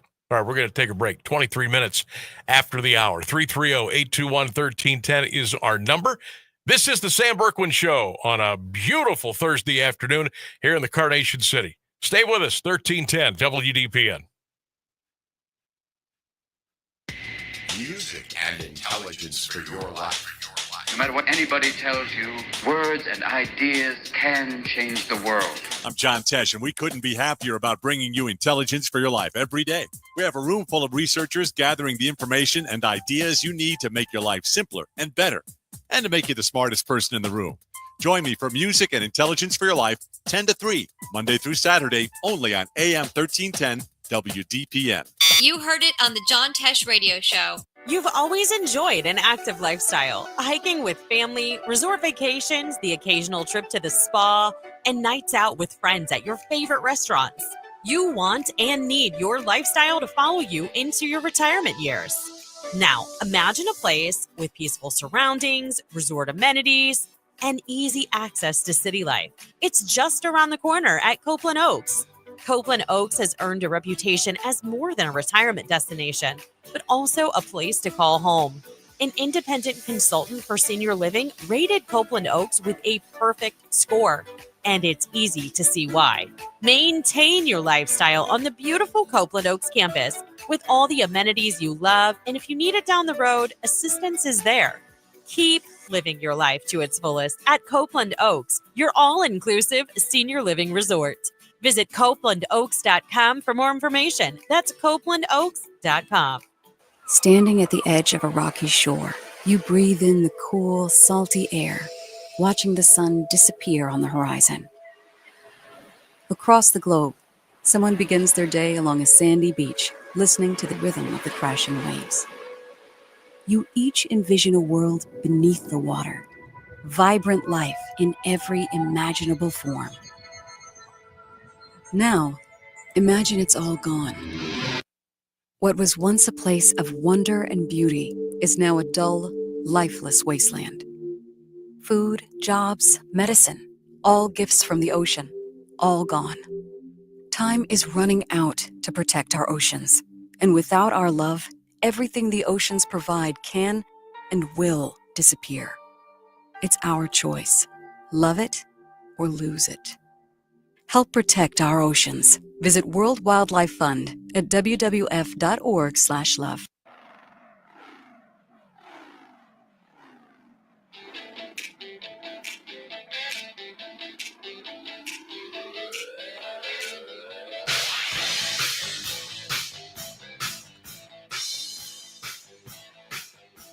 Sam Bourquin Show rolls on AM 1310 WDPN. You can always watch us on the live stream on Facebook, on X at AM 1310 WDPN. And of course, you can leave us a comment on Instagram, and you can watch and listen and comment on the Q92 radio page on YouTube. Dying laughing here, looking at some of the responses to our 3-question Thursday quiz on the third question. Question number 1, what are you going to watch more of tomorrow night? Guardians, White Sox, or are you going to watch more of the Browns and the Panthers? Question 2, who is your favorite high school football team? Who's your favorite team? Come on, I know you got one. Question number 3, give me your middle name and the street name that you grew up on. Put them together, and what do we have? 330-821-1310. Unrelated to that, Michael on YouTube commented to say, "Hey Sam, listening from Cuyahoga Falls." Hey, Mike. So we say, "What's up to Michael?" I have not heard. Michael used to be an avid listener and contributor when I was up at WAKR in Akron. And Michael, I'm glad you found us. And thanks for listening, and thanks for tuning in, man. I appreciate you. Let me see here. Doug says he's going to watch more of the Indians and White Sox. That's what he wrote. So that's what I'm reading. His alma mater, his favorite high school football team, Toledo Central Catholic. Question 3, he says, I grew up on Douglas Road in Toledo, and my middle name is Cord. So Douglas Cord, his actual name. That is a great story. That is really funny. Kim says, I'm going to watch the Guardians and the Browns tomorrow, maybe 50-50. Her favorite high school football team is Perry. Go Panthers. Let's see here. Frank says, I'm going to watch, oh boy, I tell you what, I'm going to watch more of the Indians tomorrow, he says. Kent McKinley, his favorite high school football team, when you combine his middle name and street name he grew up on, it's NMN East Husk. Frank, I think I saw Frank on the parade route Saturday. It's good to see you. George says, I'm going to watch half Guardians. I'm going to watch half Browns. His favorite high school football team is Bishop Sycamore. If you know, you know. And if you combine his middle name with his street name he grew up, you're going to get Paul Cucamonga. George. Pat says, Perry Panthers are my favorite high school football team. I will watch more of the Browns game Friday night. And her combined name is Helen Whipple. I just chuckle when I see these. Rich says, I'm not home Friday night, so I can't watch either one of the Browns or the Guardians. His favorite high school team, the Canton South Wildcats. You combine his middle name and street name growing up. Say hello to Mr. Lee Hawk. Hello, Lee. How are you? Keep them coming. 330-821-1310. You can drop your comments on my Facebook page and all over our 1310 WDPN social media platforms. Don't forget, 5 o'clock hour. We've got Steve King from Brown's Daily Dose coming up at 5:15. On this day in sports history, around 5:27, we'll be taking your phone calls. We'll take a little peek back at last night's high school football preview at St. Harlambus Church. We'll get you ready for the Guardians and the White Sox coming up this weekend. Folks, the Guardians or the Indians or the Tribe, they're on a heater. They're 59-55. And don't ask me how they got there, because I don't know. I have no idea how this team is only 6 games behind Detroit in the division, and I have no idea how they're a game and a half out of the 3rd wild card spot in the American League. I don't know. Chalk it up to Stephen Vogt, maybe? We're going to have to. Because there's not a whole lot of big league talent on this team. But somehow, some way, those guys are still in it. Matter of fact, we'll hear from Stephen Vogt when we come back here after the break at the bottom of the hour. Maybe if we listen inside the comments, we'll get a little perspective of how they're getting it done up there on the corner of Carnegie and Ontario. All right, let's take a break. It's the Sam Bourquin Show on 1310 WDPN. News and weather is next. Now, the latest area news on AM 1310 WDPN. Good afternoon. It's 4:30. Texas Senator John Cornyn says he has gotten an assurance from FBI Director Kash Patel that federal agents will help to locate the Democrat state lawmakers from Texas who have left the state. ABC's Luke Barr says there are no details on this plan. We've repeatedly asked the FBI what this means. We've asked for details about what this assistance looks like, and the FBI has declined to comment repeatedly. So it's unclear what they can do. The legislators are protesting a special session on a proposal by Republicans that would redraw that state's congressional map. The redistricting could eliminate up to 5 Democrat seats in Congress, and critics say it's an example of race-based gerrymandering, since many of the communities affected by the change are minority communities. Russian President Vladimir Putin says he hopes to meet next week with President Trump, possibly in the United Arab Emirates. Putin made the announcement today, although a White House official cast doubt on the summit occurring unless the Kremlin leader also agrees to a meeting with Ukrainian President Vladimir Zelensky. Putin's remarks came on the eve of a White House deadline from Moscow to show progress toward ending the 3-year-old war in Ukraine or suffer additional economic sanctions. Israeli Prime Minister Benjamin Netanyahu says his forces intend to take over the entirety of the Gaza Strip when the fighting eventually ends. Netanyahu, who is meeting with his cabinet today, said in an interview that his government doesn't want to govern Gaza, but wants to hand it over to a group that would protect the Israeli people. This as the situation for hostages still trapped in Gaza is dire and malnutrition is plaguing the people of that territory. More from ABC's Ian Pannell in Tel Aviv, who says anti-government protests are ramping up. We know that the military has concerns about this plan, not least because it's believed that the hostages are inside those areas that Israel doesn't currently control, and there are huge concerns, especially from the families of hostages, about what that will mean. Will it endanger the lives of their loved ones? Hugely controversial here in Israel. Health and Human Services Secretary Robert F. Kennedy Jr. says he wants to rework the U.S. program for compensating Americans injured by vaccines. The plan has long been a target of anti-vaccine groups, and changing it could have far-reaching consequences for vaccine availability. Government officials set up the program in the 1980s to limit the legal risks for vaccine manufacturers. At the time, many companies were leaving the business due to class action lawsuits. Kennedy and other critics have complained that the program shields vaccine makers from litigation and is too stingy in compensating injured patients. It's 82 degrees and Alliance at 432. This is WDPN News. I'm Jeff Mears. Here's the Alliance Area Weather Forecast on AM 1310 WDPN. Your forecast for this afternoon calling for sunny skies and a high near 84 degrees. Mostly clear skies tonight, a low near 64. For Friday, mostly sunny, a high near 86. Sunny Saturday, a high near 89. And more sunshine Sunday, a high near 91. That's your WDPN weather. Mama, what does the chicken say? Dog. Cat. Giraffe. Giraffe, really? Giraffe. You're not going to get it all right. Just make sure you know the big stuff, like making sure your kids are buckled correctly in the right seat for their age and size. Get it right. Visit NHTSA.gov/the right seat. Brought to you by the National Highway Traffic Safety Administration and the Ad Council.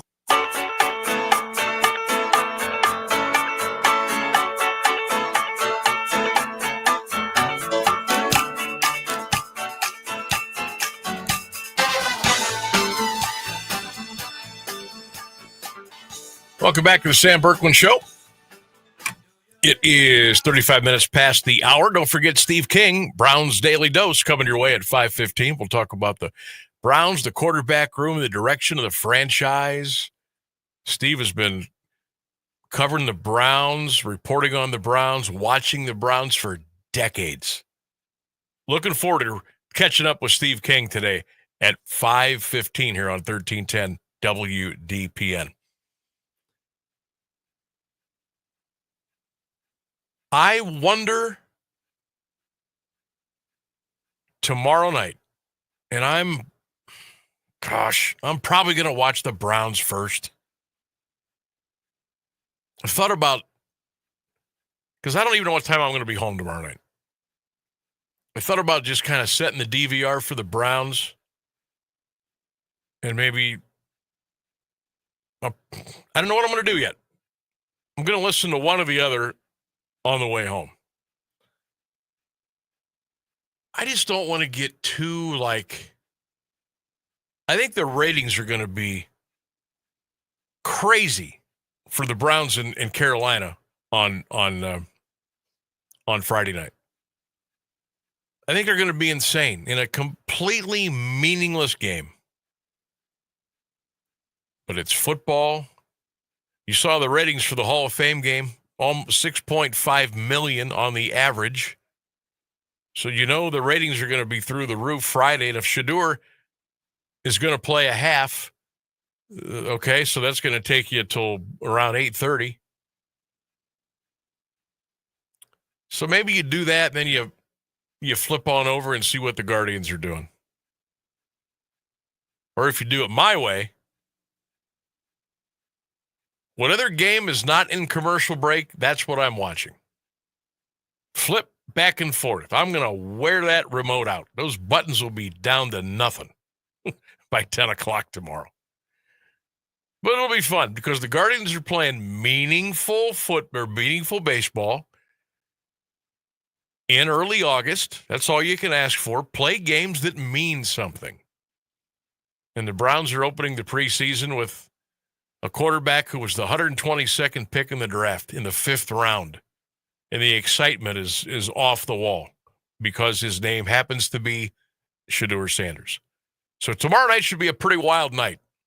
Should be for a Friday night in early August, it could be a really good TV night. But man, those warm Friday and Saturday nights, they're going to be gone before you know it. I still have a hard time going inside and flipping the TV on at 7 o'clock at night in August when I just have a terrible time doing that. I might just flip back and forth and listen to the games outside. I don't know. I'll figure something out. Or something will be figured out for me. It'll be one of those two things. Stephen Vogt, I talked about him before we went to break. And we're going to play his press conference from after the game yesterday where Gavin Williams almost threw a no-hitter. Big Gavin threw 117 pitches last night, 118.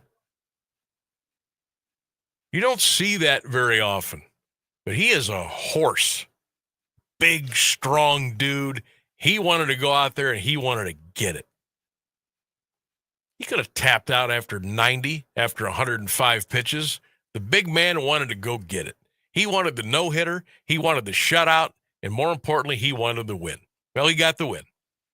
Didn't get the no-hitter, didn't get the shutout. There will be other days.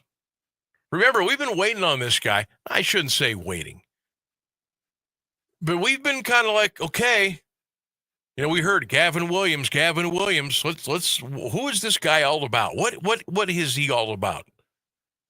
We heard about him for a long time. Oh, this guy's going to be a stud. Wait till he gets it. Wait till he takes command of his pitches. Wait till he learns the art of pitching at the big league level. You're going to have something. Well, we saw it yesterday. Now, I don't know if that was a, blip on the radar kind of thing, or that's what we're going to get more times than not. But if it is, we're in for a real exciting couple of months. Because Gavin Williams was dealing aces yesterday in Queens. 8 1/3, no hits. But again, the most important thing, the Guardians got the win 4-1. They are 4 games over 500. They are 6 games behind the Motor City Kitties, and they're a game and a half out of the wild card of the American League for the 3rd spot. What else could you ask for on August the 7th, 2025? I'll take it. I'll take it right now. And I don't know how they're doing it. Don't know. Let's hear from Stephen Vogt. Talked to the media after the Guardians win in New York yesterday, 4-1 at Citi Field. His thoughts on Gavin Williams, his thoughts on the Bats, and the good guys are coming home for a series against Chicago beginning tomorrow night. Here's the skipper. Oh, here's a simple question. What'd you think of Gavin? Oh, that was some kind of special, especially for how he started. Started off a lot more balls and strikes, a couple walks, but was able to pitch his way out of it. It was just so impressive for him, and then he settled in. He and Hedgie got into a really good rhythm. Hedgie called an unbelievable game, but all the credit today goes to Gavin.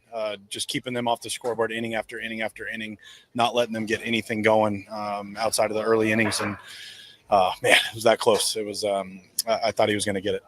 Was there a number that you had in your mind that you had to get him out of, or do you think it's stuff? No. I think one of the things, you look at the velo. The velo was still there. The stuff was crisp. I didn't dare ask him how he was feeling. I didn't talk to Carl or Albie the whole game. It was one of those things with a 4-run lead like that. You got to let him go. You don't know how many chances he's pitchers ever going to have to do it. So he was going to get to go the whole way. What does it say about his growth? The first 11, we talked about pregame. The first 11 games, scattered, a lot of walks, and he's gotten out of that. Well, he got walks early, but he got out of it. Gavin's growth this year it's been tremendous, and his willingness to try new things, his willingness to make adjustments. And a ton of credit goes to our pitching team.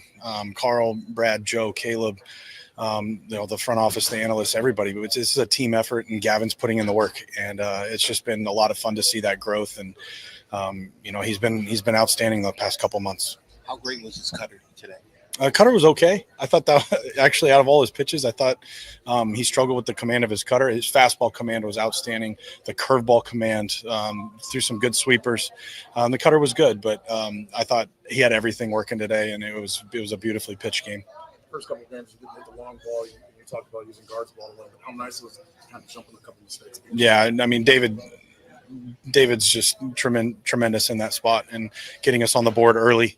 Peterson's really good. He's having a great year, and for Angel too to clip him, just to kind of give us that cushion and let Gavin go attack. And then the huge fourth run, Gabby, Carlos works a great walk, and then he got to run the first to home, and Gabby with a great at bat. So just really proud of the way our guys played here this week.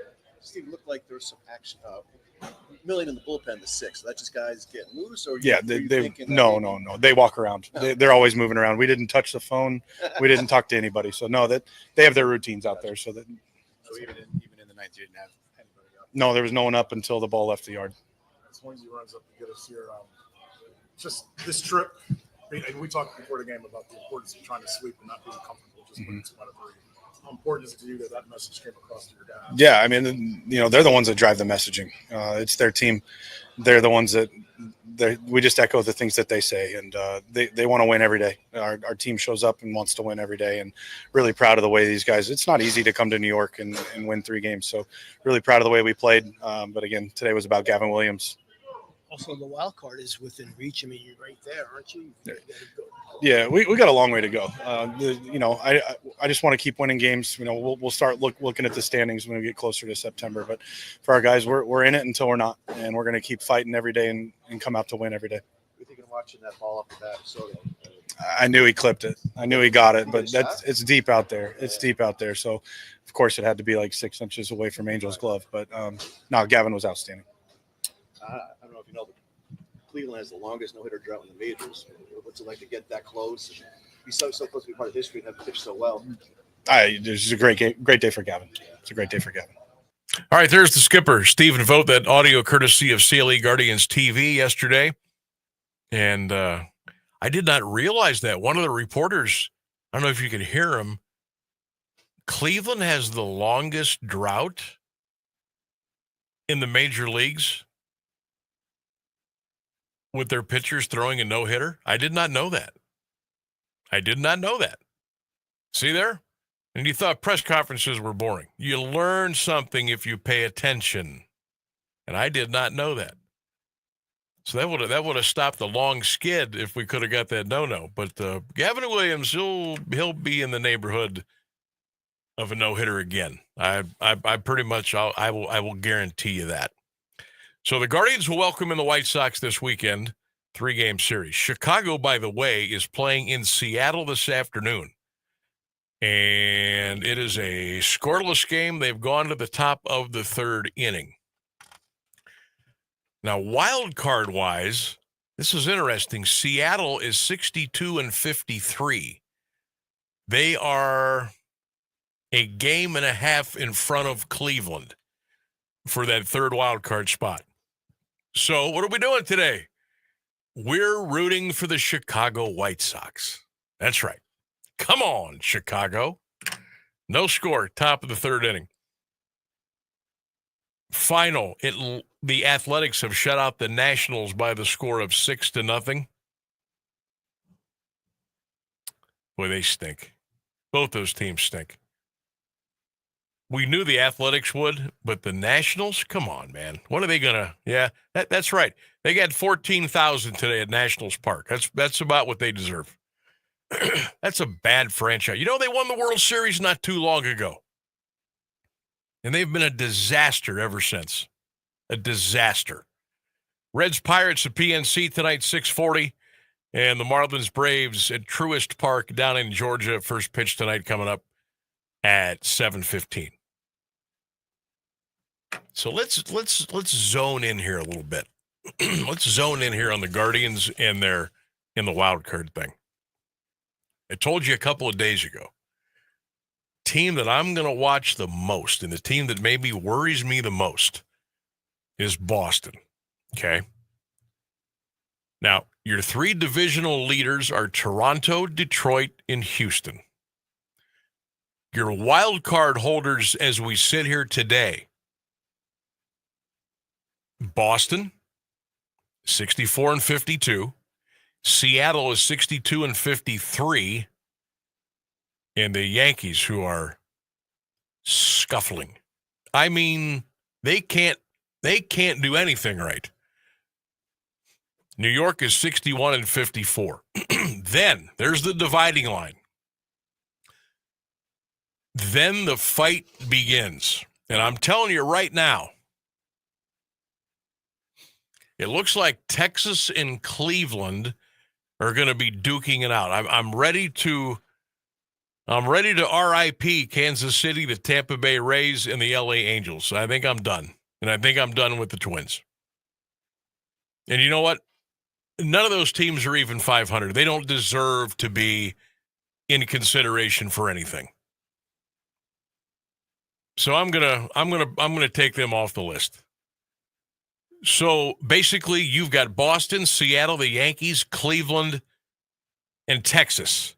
Excuse me, fighting for that final wild card spot. It is not going to be easy. Well, Sam, you just said they're only a game and a half out. It's not going to be easy. You got to leapfrog some teams. And the teams in front of you, Boston, really, really good. Seattle, pretty good. Yankees, for that payroll, they should be a lot better than they are. But they're not. Tomorrow night, the Yankees are hosting the Astros. Ooh, big 3-game series there. All right, so we're gonna have to swallow hard here, and we're gonna have to root for Houston. Okay, go Astros. The Angels will play the Tigers this weekend. If you're interested in the division, you're going to pull for the Angels this weekend. LA in Detroit, 3-game series beginning tomorrow night. Other ramifications for the wild card. Now, here's where we're going to catch a break. Here's where we might catch a break. The Red Sox are out in San Diego this weekend at Petco Park. Red Sox, Padres, Friday, Saturday, Sunday. Okay? Remember, Boston, 2.5-game lead for the wild card. Pulling for the Padres this weekend. Come on, Manny. Come on. Come on, Jake Cronenworth. Come on, Padres. Let's go. Seattle will be hosting the Tampa Bay Rays. I've pronounced Tampa Bay cooked. So go Tampa, beat Seattle. We'll be checking that series out all weekend long. So just kind of put this in your hip pocket. If you're going to scoreboard watch this weekend, who are we rooting for? Tampa Bay, San Diego, and the LA Angels, and the Houston Astros. And, of course, we'll be pulling for the Guards. That's where we're at. I'm not getting sucked in yet on the chance to catch Detroit for the division. Not yet. We're 6 out. But if that baby gets down to 4, and we still got 2 3-game series yet to go with them, it's going to get interesting. You want to see a baseball team tighten up? You want to see a fan base tighten up a little bit? Yeah, that will be Detroit. If the Guards get it to 4 and we still have 6 games left with them, you watch. You watch and see. By the way, after the White Sox, we go home. I kept saying we're at home this weekend. We're not. We're in Chicago this weekend. That doesn't matter. After that, we're home for the Marlins. Home for the Braves. Then we go west. At Arizona. At Texas. Home for the Rays. Home for the Mariners. Oh, I'm telling you what, here. This is it. This is the money time right here. This is it. August 29th through September 3rd. 3 with Seattle, 3 with the Red Sox. That might determine everything. That might determine everything, maybe as far as the wild card is concerned. And then looking ahead to September 16th, 17th, 18th, 3 games at Detroit. September 23rd, 24th, 25th, Detroit comes to Cleveland. That's the second to last series of the season. Oh, man. This is going to be fun. This is going to be... Please don't give all your attention and energy to the Cleveland Browns. Please. The way this schedule is playing out for the Cleveland Guardians, the Cleveland baseball team, the Cleveland Indians, whatever you want to call them, is fine with me. Pay attention to what's going on here. Give them a watch. Give them a listen.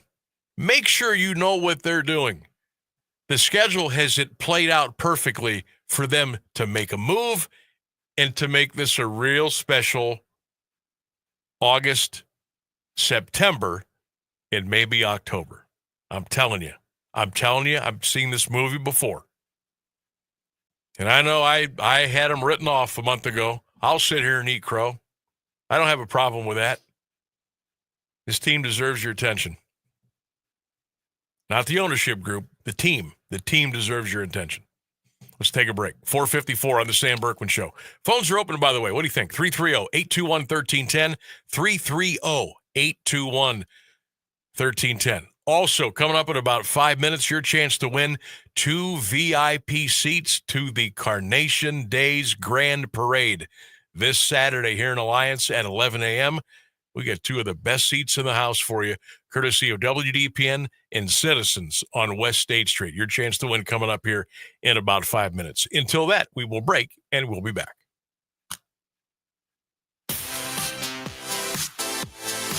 Join us for the 65th Annual Alliance Carnation Festival, now through August 10th. This beloved tradition pays homage to Alliance, known as the Carnation City, and promises an unforgettable experience for all. Experience the Food Fest at the University of Mount Union campus, featuring mouth-watering treats, a golf scramble, community luncheon, and a fire truck pump-in. Tour the Haynes House, Mabel Hartzell Home, and Beach Creek Gardens. Enjoy free craft displays, delicious food, and captivating live entertainment during Carnation Days in the park. Immerse yourself in Shakespeare's The Tempest at Glamorgan Castle. Thursday through Sunday brings a range of activities, including a fun-filled pet show, breathtaking hot air balloons, invigorating nature hikes, and an irresistible used book sale. Mark your calendars for the main event, Saturday, August 9th, with the Grand Parade at 11 a.m. Marching from State Street to Broadway Avenue, then head to Silver Park for more fun and a heart-pounding fireworks show that evening. Make lasting memories. Check out all the events at carnationfestival.com. Hi, my name is Lillian Ronsky, and it was my pleasure to serve Alliance as the 2024 Miss Congeniality. Come join us as we celebrate Alliance at the Grand Parade, sponsored by Alliance Ventures and Huntington Bank. The parade, alive with marching bands, queens, and floats, steps off at 11 a.m. on Saturday, August 9th from State Street at the First Friends Church. Hope to see you there as we celebrate Alliance and the Carnation Festival. Standing at the edge of a rocky shore, you breathe in the cool, salty air, watching the sun disappear on the horizon.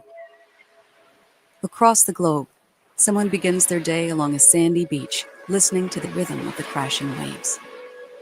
You each envision a world beneath the water, vibrant life in every imaginable form. Now, imagine it's all gone. What was once a place of wonder and beauty is now a dull, lifeless wasteland. Food, jobs, medicine, all gifts from the ocean, all gone. Time is running out to protect our oceans.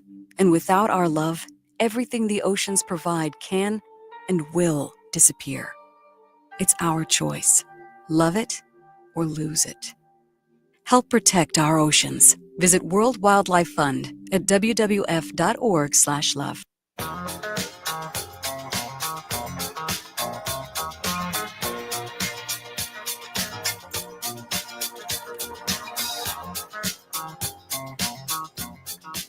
Boy, you should see Rainsburg over there getting down. Saturday Night Fever. It's not polite to lie to people, Sam. Too bad the camera's on me. No, that's for the best. And not on you. I prefer to be Schrodinger's producer. I might be here, I might not. There's no way to know for sure. All right. A couple of minutes, we're going to give you a chance to win 2 VIP tickets to the Carnation Festival Grand Parade. Steps off at 11 a.m. this Saturday here in Alliance on West State Street. We're all going to be in the parade. We'll be coming down West State Street. We'll be waving to you and seeing how you're doing. We're going to give some tickets away coming up here in a minute, so make sure you grab your phone and you're ready to go. Tonight, as far as the Carnation Festival events are concerned, you've got Days in the Park. That's underway until 9 o'clock over at Silver Park. You've got the hot air balloons tonight at Silver Park at 7. They're going to lift those off. Of course, Shakespeare in the Castle, 7 o'clock tonight. Tomorrow, Carnation Days, Beach Creek Gardens from 10 until 4. Days in the Park, 4 until 9. Pet Show tomorrow night at 6 at the JC Shelter at Silver Park.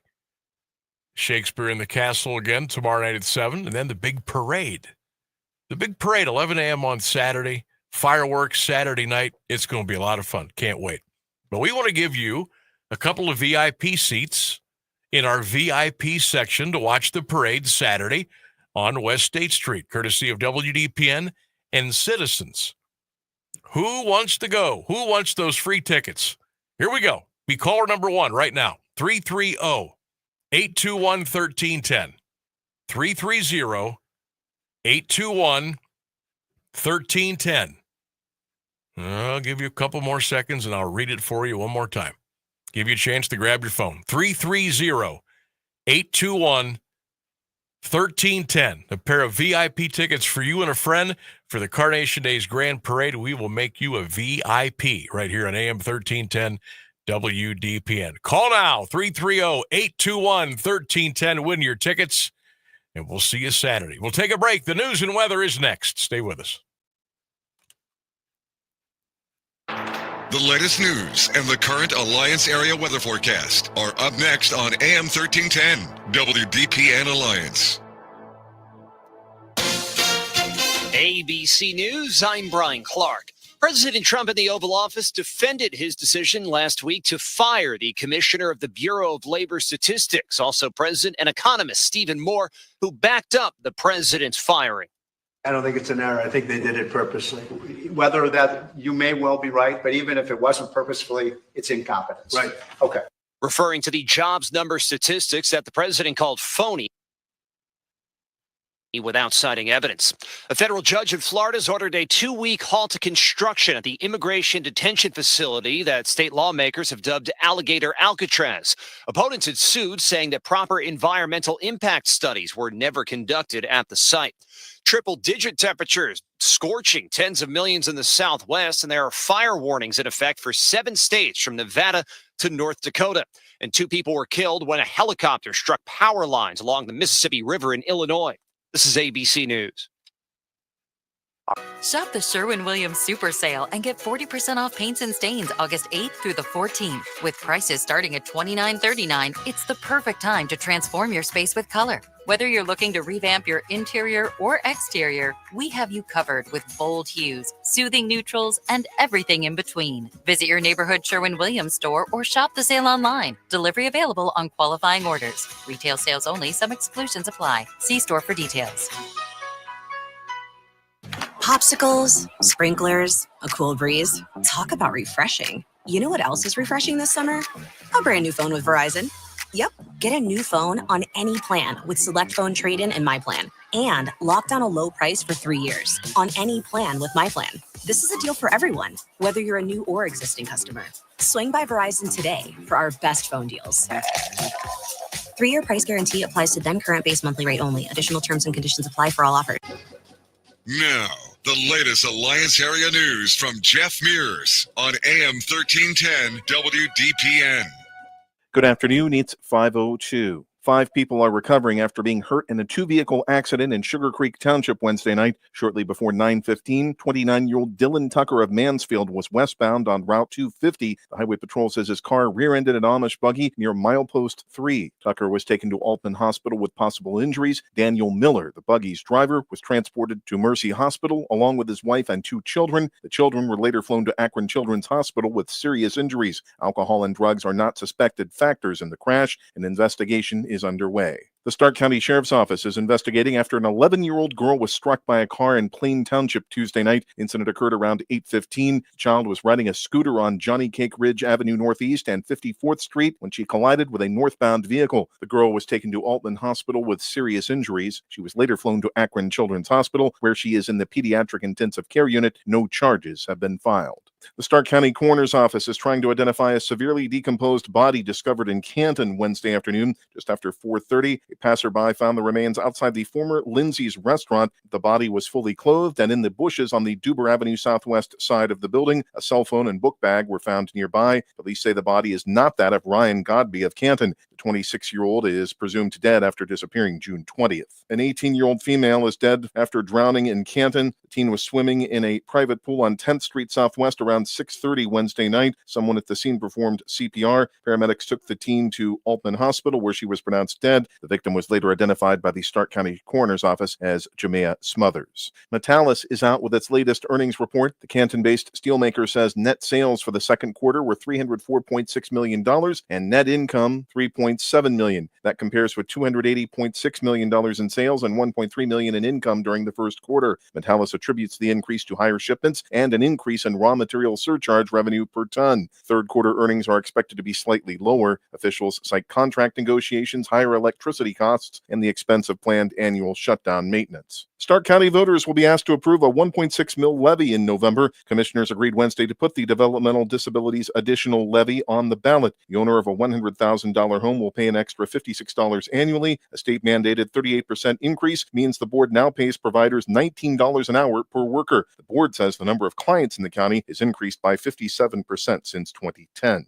Residents affected by the 2023 East Palestine train derailment are still waiting to receive personal injury payments from the $600 million settlement with Norfolk Southern. A federal judge named Epic Class Action and Claims Solutions as the new settlement administrator nearly 2 months ago. Kroll administration was previously dismissed from determining and distributing awards from the settlement due to alleged overpayment of some claims. Kroll is undergoing a court-ordered audit. They completed transfer of data to Epic June 30th. Epic said last month it was hopeful payments would begin by early fall. 5 residents are appealing the settlement, indefinitely suspending payments for property damage. Salem City Councilman Evan Newman is seeking appointment as council president. In a letter to the mayor, council, and the Salem City Republican Central Committee, the lawmaker Wednesday announced his plans to resign from the seat he's held since his appointment in September 2022. Newman replaced former council president Sarah Baronzi when she was named to succeed Tom Baker. Her resignation was effective July 31st. Newman is also running for president in November.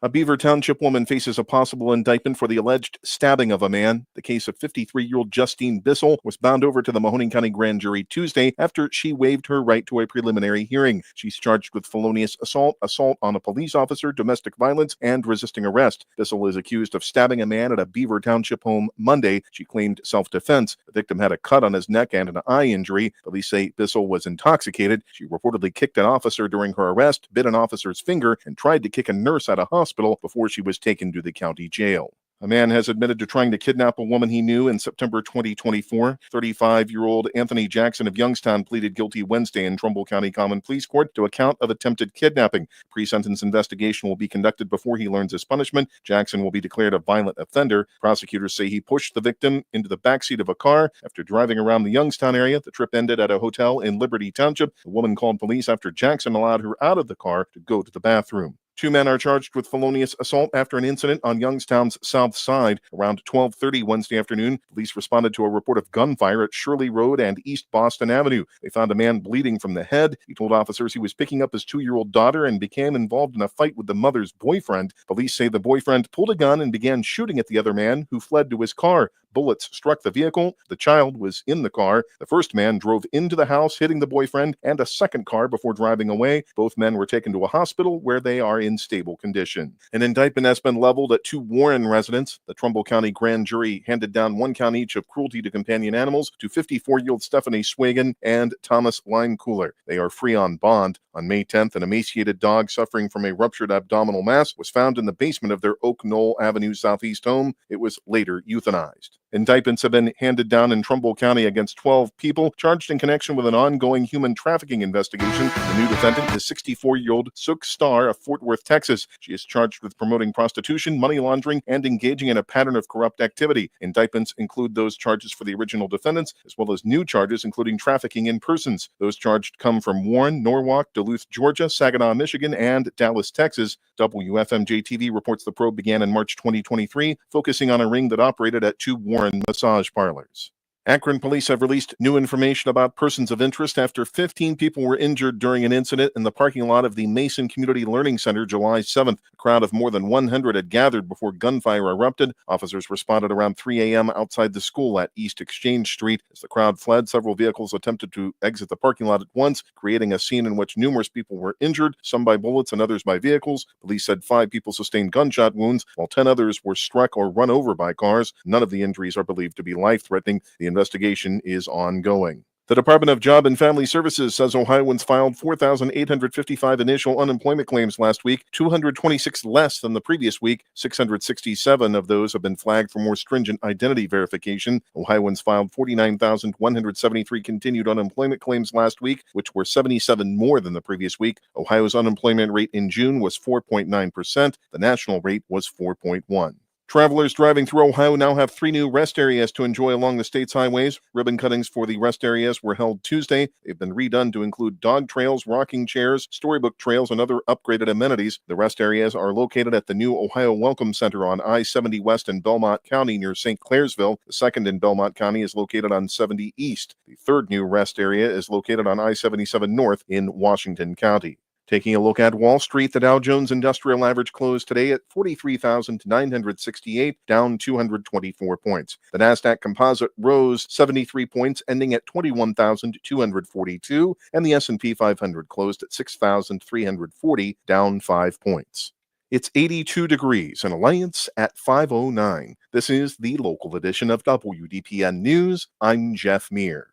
Now, the Alliance Area Weather Forecast on AM 1310 WDPN. Your afternoon weather forecast calling for sunny skies and a high near 84 degrees with light southeast winds. Mostly clear tonight, a low around 64. For Friday, mostly sunny, a high near 86. Saturday, sunshine, a high of 89. More sun Sunday, a high near 91. That's your WDPN weather.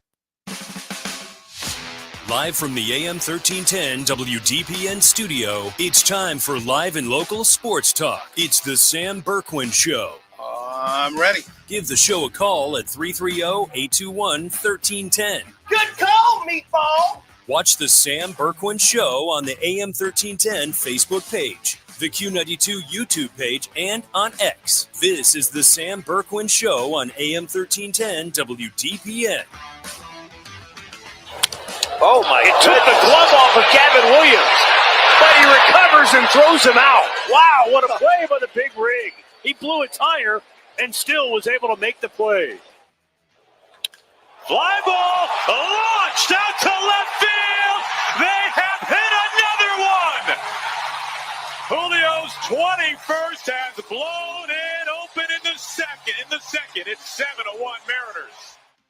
Del Castillo, and a swing and a miss. 103 to put it away. Mason Miller with his first save as a Padre. And a comeback 9th inning win for the Pods, who come to the desert and take 2 out of 3. When your line shows certain numbers, there's another one. Clement to left field, and that ball is gone.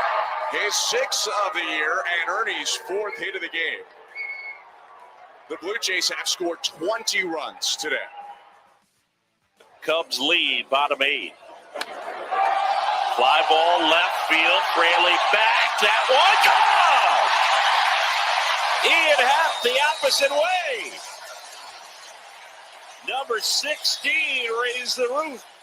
Raised the roof. Good highlights in baseball yesterday. Best highlight, of course, was the one with Gavin Williams making that great play when the ball hit right up the box. Even better yet, how about 8 1/3 innings of no-hit baseball yesterday for Gavin Williams? He might be starting to turn the corner here a little bit.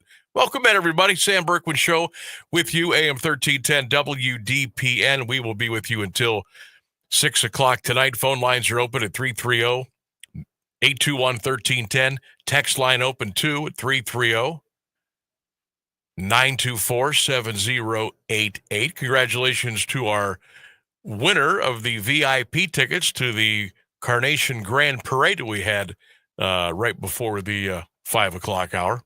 Yeah, she won a couple tickets for her nephew, so she was nephews, excuse me. Very she was cool. Very happy about it. I had to step out of the room, so I don't know who won or all the logistics, but we had our great winner. We'll do it again coming up at 6 o'clock. If you didn't win at 5 o'clock, we're going to give you another chance to win a couple of VIP tickets to sit in our VIP section, courtesy of WDPN and Citizens on West State Street. Big parade Saturday at 11 a.m., and we're going to treat you like a VIP. We'll give you a chance to win a couple of tickets coming up right before the end of the show at 6 o'clock. Don't forget, Steve King, Brown's Daily Dose, will be coming up here in just a couple of minutes. We have our 3-question Thursday quiz going today. Question number 1, what are you going to watch more of tomorrow night? Will you watch more of the Guardians and the White Sox, or will you watch more of the Browns and the Panthers? Question 2, who's your favorite high school football team? Who's your favorite team? Well, saw a ton of high school football fans last night at St. Harlambus Church, the high school football preview. Everybody was decked out in their team's colors. Who's your favorite team? And number 3, combine your middle name with the name of the street that you grew up on, and let us know what we've got. Let us know, 330-821-1310. You can text us at 330-924-7088. You can also drop your comments on all of the 1310 WDPN social media platforms. So let us know. Give us a comment. Give us your answers. Let us know what you got. Do want to shout out all the high school football coaches last night who were at the over at the St. Harlambus last evening. Want to shout out Spencer Lino of Perry, Zach Slates Minerva, Renzi Parnell of McKinley, Coach Gulling at Tuslaw, Joe Cardinal from Marlington, Chris Kappas of Louisville. Shout out Kevin Henderson of St. Thomas, Jay Rohr Jackson, Matt Dennison of Canton South, of course, Tim Goodman of Alliance. Want to thank Scotty Garcia from Glen Oak, Dan DeGeorge of Lake, Jeff Linda Smith of Central Catholic, Brian Baum of Hoover, Nate Moore from Massillon, Spider Miller from East Canton, Brian Gamble from Sandy Valley, AJ Sarbaugh from Fairless, and of course, John DeMarco from Northwest. We had a great time. Our live broadcast yesterday, thanks to all the coaches, thanks to all the fans that showed up. Shout out to the crew, the staff at St. Harlambus. They do a great job every year, and they knocked it out of the park again this year. So thank you all. We had a great time. Hope you enjoyed our broadcast. By the way, if you want to go back and watch any of those videos, listen to those interviews, check out some of the photos of our coaches, go to the our social media platforms, check them out. And you can also go to the Q92 radio page on YouTube, and all of those will be there as well. All right, Guardians off today. Browns at Carolina tomorrow night. Hopefully the weather's going to be good. Boy, it has been dicey down there the last couple of days. So we'll see what Mother Nature has in store for the Brownies and the Panthers tomorrow night. Good to catch up with my old friend, good friend, Man, it's been a while. Steve King, BrownsDailyDose.com, joining us here on the Sam Bourquin Show this afternoon. Steve, it is so great to catch up with you today. How have you been?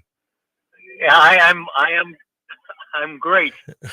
Good. I am having a good time, and I am just thrilled to death to be with you. It's been a long time. It has. It's been several years, and I said, you know what? I'm gonna go through the old Rolodex. I'm gonna see if that number still works. And you got back to me, and it was I was thrilled to hear back from you. And I said, hey, let's get you on and let's talk a little Browns. So I really appreciate you coming on, Steve, and I'm glad you're doing well.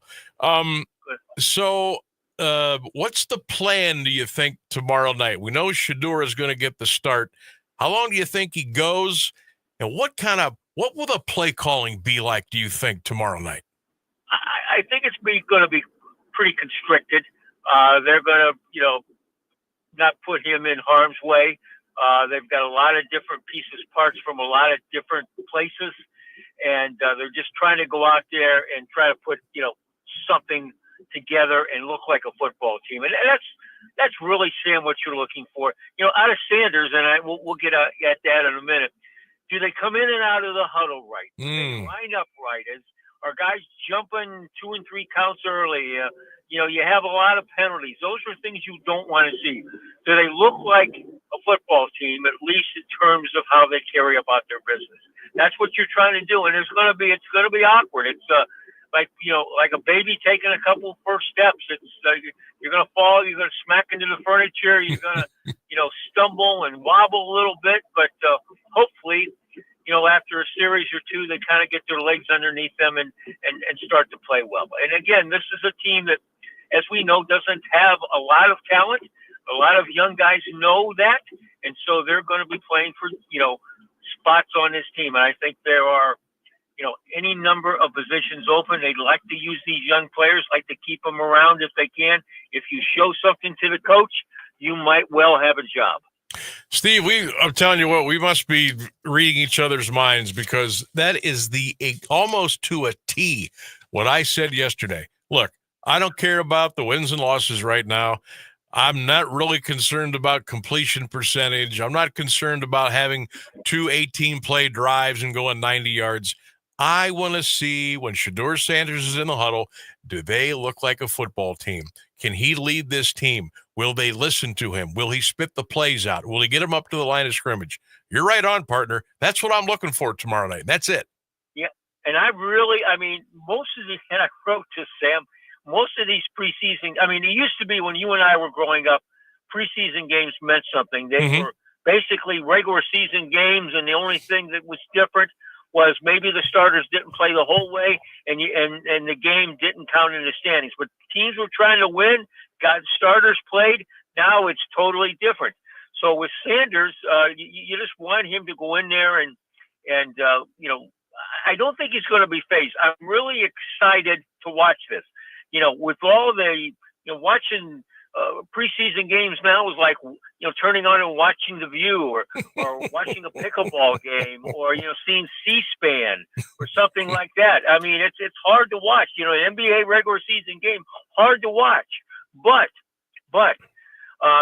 this tonight, Friday night is going to be something worth watching, because the most polarizing figure in terms of rookies in the National Football League is going to be starting for the Cleveland Browns. And there's 8,000 different opinions on what's going to happen. And, he's overhyped.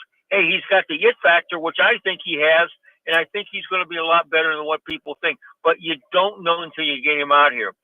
Keep this in mind. When Colorado had its pro day, everybody and their uncle was out there. The Browns had Jimmy Haslam. They had Kevin Stefanski, they had Andrew Berry, and any number of other personnel people out there watching. Andrew Berry, who doesn't get excited about much of anything, it seems, hardly ever shows his emotions, watches that, and somebody walks up and says, "What did you think?" And he's wowing it. He's excited. He says, "I wish I could have both of them." That was his exact comment, and in an excited way. Well, if he hadn't traded out of the second pick, Think about it. He would have had both of them. He would have had both. Travis Hunter and Shedeur Sanders, but he's got Sanders. And I think, we can talk about what was then and what was now. He's the same guy. I think he has, the ability to play in this league. He comes from good genes, and he just needs a chance. And I think he's going to get that tomorrow. And I think he's going to show well. I really, truly do. I'm very high on this kid, more so than Dylan Gabriel. Steve King is our guest. Check him out, Browns Daily Dose on X. Great job covering the Browns. Steve's been covering the Browns for decades. I mean, the resume is incomparable. You got to check him out. Steve King does a great job. Glad to have him here on the Sam Bourquin Show today, 1310 WDPN. Just for kicks, before we go back to Shedeur and the Browns, you remember what happened the last time the Browns were in Carolina, right? Cade York, 58-yard field goal at the gun. Browns beat the Panthers 26. That seems like it was 15 years ago. Yeah. Oh, yeah. Yeah, absolutely. Absolutely. And here's a little sidelight. I know it doesn't – if I have a minute. Absolutely. A guy by the name of Bill Rabinowitz, who for a long time covered the Buckeyes and just, I guess, has semi-retired down there out of the Columbus Dispatch. He was working for the Dispatch, but he was covering the Browns. He and I were together, and I left. We rode together to the game. It was a preseason game, and I think it would have been 2001, 2 weeks before the September 11th attacks. They don't give him his wake-up call. He wakes up 14 minutes before his plane is supposed to leave. We're staying in an airport. We're staying in a hotel by the airport. He makes his flight because they rushed him through. Oh, my gosh. Didn't realize it then, Sam, but my lasting memory of that is chilling because he made his flight, and the guys who perpetrated 9/11 saw all that and knew that they could do the same thing. Rush somebody through, get them through, and we were seeing the future of our own demise that day, and we didn't know it. And I think back to that. 14 minutes, and we talked about it, he and I, and just it was a sign of what was to come, and we didn't realize what that was going to be. Wow. And he just another branch off of that, even just chilling as well, Steve, that Browns went over Carolina 26-24 on that Cade York field goal, 2022 on September 11th. So that's that's crazy. That really is. Yeah, absolutely. And I know they're going to, what is going to factor into this too is they are supposedly, allegedly, reportedly going to play a lot of their starters, at least at the beginning. So, you're going to get a mishmash of Browns players, a lot of young guys going against starters. Well, hey, let's see how it all shakes out. And that's the thing now. Do you play starters? Do you try to get them ready? Do you risk the injury? Nobody seems to have a good answer. You don't want to get guys hurt, but at the same time, if you're the Cincinnati Bengals, you want to play some guys early and get them ready, because when the season starts, you want to be ready to play. You can't dig yourself a hole. And if you're the Browns, you've got a lot of questions to answer. You want to see what you have. So you're going to have to play players, both regulars and rookies in this training camp. And if you get guys hurt, you get guys hurt. You got to get them out there. You got to tackle some people to the ground. You can't just put everybody in a bubble and expect to snap your fingers at the start of the season and everybody's going to be in regular season form. It just doesn't happen. Steve, I've talked a little bit to Freddie Greetham over the last several weeks, and trying to get a little inside juice here. It seems like Kevin, Coach Stefanski, that the camp has been a little tougher this year. I don't know. I know they've been hitting a little bit more. What have you heard? What have you seen? Absolutely, they have been hitting. I think they are a growing number of coaches are trying to push the envelope and be more physical with their camps. And that's you can't replicate physicality if you don't do it. It's you can't replicate being a smash mouth football team with a running game. I think what the Browns are going to try to do if you just you're out there in pads, shell pads and shorts, or nobody tackles to the ground. You got to get in there and mix it up, and you don't want to get anybody hurt. But you know what? we are getting more people hurt now earlier in the season than we ever did. So obviously what they're doing is not working. Steve King is our guest, Browns Daily Dose. Check him out on X, Browns Daily Dose. You know what? I kind of want to go back here a little bit, Steve, to the night of the draft and the 5th round pick, the 122nd selection. What were your immediate thoughts when they read Shedeur's name at the microphone, and what did you think the reaction was going to be? Well, I thought it was going to be, obviously very loud, and because he was the guy that everybody was watching. See how far he fell. Yeah. And I think there was some, you felt bad for the kid, whether you thought he could play or not. You felt bad for the kid that he fell that long. But this is what, and Sam, you remember when they showed I'm not going to use the term war room because I think you should have Churchill and Eisenhower in there, moving soldiers across the big map. That's disrespectful. We moved into, you saw the picture in the draft room. You saw something you've never seen before in a draft room. When anybody in any sport makes a pick and they show, whether it's NBA or baseball or whatever, and they show the draft room, guys are high-fiving, they're smiling, they're laughing, they're hugging. We got our guy, even if you didn't think he was the guy, if you're in that thing, you act like you're excited. You saw the picture of Andrew Berry and Kevin Stefanski sitting next to each other. It's like somebody walked up to him and said, "Oh, by the way, your wives have left both of you. Somebody scratched your car and keyed it up really bad, and your house is on fire." Yep. The look on their face, I have never seen that in my life. It was basically, and Jimmy Haslam can come out and say all he wants. He didn't make that.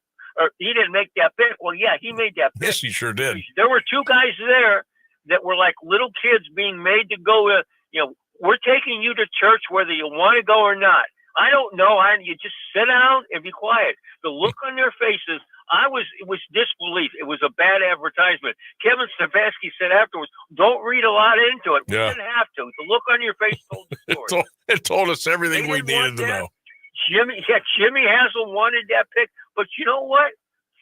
Take a shot at a quarterback. You're in the 5th round. You're taking a shot at players who probably aren't going to be, they're not going to be starters. Maybe you'll find a diamond in the rough, but they're basically going to be end of the roster,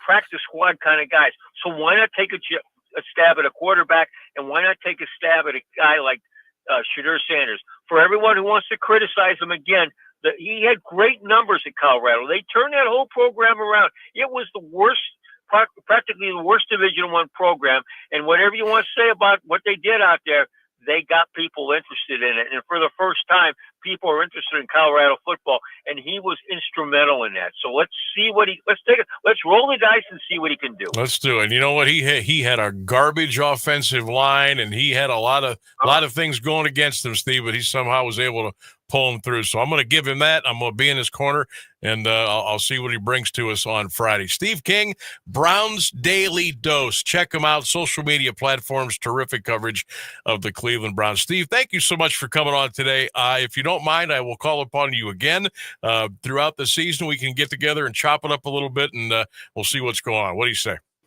Sam, it was great. We weren't sitting on stools like we were up in the station in Akron, and I thought I was going to fall off. Hey, I went and bought my own chair now. Yeah, that's right. But you know what? That was great. It's good to see you. You do a great job. It's good to hear your voice, and I'm just so glad you're back on the air because you belong to be there. Thank you, Steve. We'll be in touch. Thank you, pal. Thank you. There he goes. Steve King, Browns Daily Dose. Check him out on X. Does a great job. Been covering the Browns for 30, 40 years. He's seen it all. Mostly bad, but he's seen it all. Love having him on. All right, we're going to take a break. News and weather coming up here on the Sam Bourquin Show. It's 1310 WDPN, and we'll be back. The latest news and the current Alliance area weather forecast are up next on AM 1310 WDPN. Good afternoon, it's 5:30. Even as statistics show violent crime is down in the nation's capital, President Trump is planning on ramping up the presence of federal law enforcement in Washington, D.C. ABC News national correspondent Stephen Portnoy has the latest. While details remain unclear, the White House says D.C. residents should expect to see an increase in federal law enforcement as early as tomorrow. That, days after a high-profile former DOJ staffer was beaten and bloodied by a group of teens as he protected his girlfriend. President Trump has suggested he might bring in the National Guard or use his emergency power under the D.C. Home Rule Act to gain control over D.C. police. That department's own data shows violent crime in the district is down 26% compared to last year. Prime Minister Benjamin Netanyahu says that to destroy Hamas, Israel needs to take full control of the Gaza Strip. He said Israel would eventually transfer Gaza's administration to friendly Arab forces as the Security Cabinet discussed a widening of its 22-month offensive. Asked in an interview with Fox News if Israel would take control of all of Gaza, Netanyahu replied, "We intend to, in order to assure our security, remove Hamas there, enable the population to be free of Gaza." The Security Cabinet would still need to approve such a decision. Hospitals in Gaza said at least 42 Palestinians were killed in Israeli airstrikes and shootings. The western United States is seeing the hottest temperatures of the year so far. For those who do not have air conditioning, it can be life-threatening. ABC's Alex Stone reports from Los Angeles. In LA's valleys today, it's well over 100 degrees. In Palm Springs, around 116. Phoenix, about the same. On Wednesday, it was 110 degrees when a neighborhood in North Phoenix lost electricity. Any day in summer is not a good day to have a power outage. A car hit power lines, causing the electricity to go out. As power crews moved in to get the AC running again, residents looked on. A massive crew of electricians just doing the dang thing, like essential. Thank you so much. Alex Stone, ABC News. ESPN has announced its new streaming service will launch August 21st. This move comes as streaming surpasses cable and broadcast in U.S. TV usage. ESPN hopes to attract cord cutters with a $29.99 monthly plan, offering all ESPN networks and NFL content. The service will start with around 25 million subscribers, migrating from ESPN Plus. Recent deals with the NFL and WWE aim to expand ESPN's offerings and market footprint. However, ESPN faces financial challenges with increased rights fees affecting profits. The company is launching this direct-to-consumer product to boost revenue beyond traditional cable and satellite fees. It's 82 degrees in Alliance at 5:32. This is WDPN News. I'm Jeff Mears. Here's the latest forecast on AM 1310 WDPN. This afternoon's weather, sunshine, a high of 84 with a southeast wind around 6 miles per hour. Tonight, mostly clear, a low near 64. Friday, mostly sunny, a high near 86. For Saturday, sunshine, a high near 89. Sunday, more sun with a high reaching 91 degrees. That's your WDPN weather.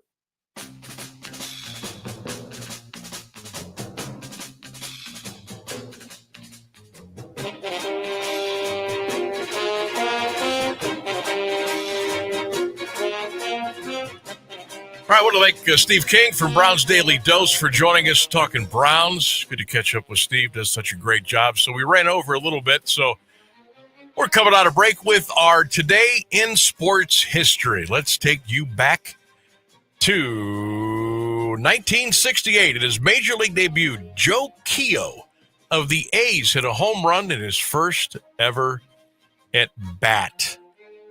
On this day in 1985, a 5-year agreement between the Major League Baseball Players Union and team owners ended a 2-day midseason player strike. The season opened the next day. On this day in 1987, Bill Mazeroski's uniform jersey number 9 was officially retired from active service by the Pittsburgh Pirates. And on this day in 1999, boy, one of the best to ever play the game, one of the nicest human beings, and we miss him every day. Tony Gwynn of the San Diego Padres stepped to the plate looking for number 3,000. Smith is ready. Gwynn waiting to pitch. There's a drive, right center field, base hit, and there it is! Ho-ho, doctor! You can hang a star on that, baby! A star for the ages for Tony Gwynn, number 3,000. And there it was, Tony Gwynn with his 3,000th hit. Gary Coleman on the call, Padres radio back in 1999. And you know where that game was played? The Big O in Montreal. The Padres and the Expos were battling, and Tony Gwynn got his 3,000th hit. So that wraps up today's On This Day in Sports History. We do it every Monday through Friday, usually around 5:27 here on 1310 WDPN. A little late today, but you know what they say, better late than never. Sometimes the interview's so good you just can't stop. You gotta keep going. You just can't stop. Too many good questions you to keep ask on and going. answer. You keep on going. Also, if you are planning on going to the Carnation Days Parade this Saturday, West State Street in Alliance, we're going to give you a chance to win 2 VIP bleacher seats right in front of Citizens on State Street. Your chance to win coming up here in about 22 minutes from now. So if you want some VIP tickets for the parade, make sure you are close to your phone. Make sure you are listening, and we'll give you a chance to win here coming up right before 6 o'clock. So, Guardians off today. White Sox, Cleveland on the south side. Friday, Saturday, Sunday. Remember the last series between the Guards and the White Sox in Chicago? Remember that? Remember that goofy game where we had all that rain?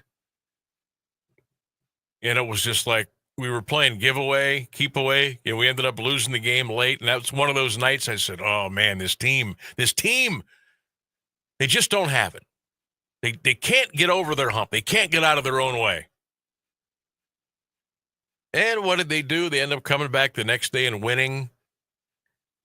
And they started to go on a little bit of a roll. For some reason, and I don't know what it is, it's been this way since I was growing up. Even at the old Comiskey Park, we couldn't beat the White Sox to save our life. Couldn't beat them. Now, I know the Indians really stunk, okay? Back in the 70s, 80s, they were bad. But even when, like, the White Sox were bad, we couldn't beat them. We couldn't beat them in Chicago. They'd run out Ralph Garr, Chet Lemon, Doug DeCenze. We couldn't, Ron LaFleur, we couldn't beat the White Sox. I'm starting to they had Greg Luzinski for a couple of years after he left Philadelphia. Some outfielder, Wayne Nordhagen. I don't know why I remember this useless stuff.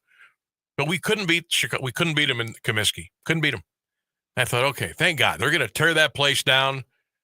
They're going to build the new Comiskey, which is now Rate Field, which used to be Guaranteed Rate Field, which used to be God knows what before. And every time we go in there, it is a monumental struggle to beat that team.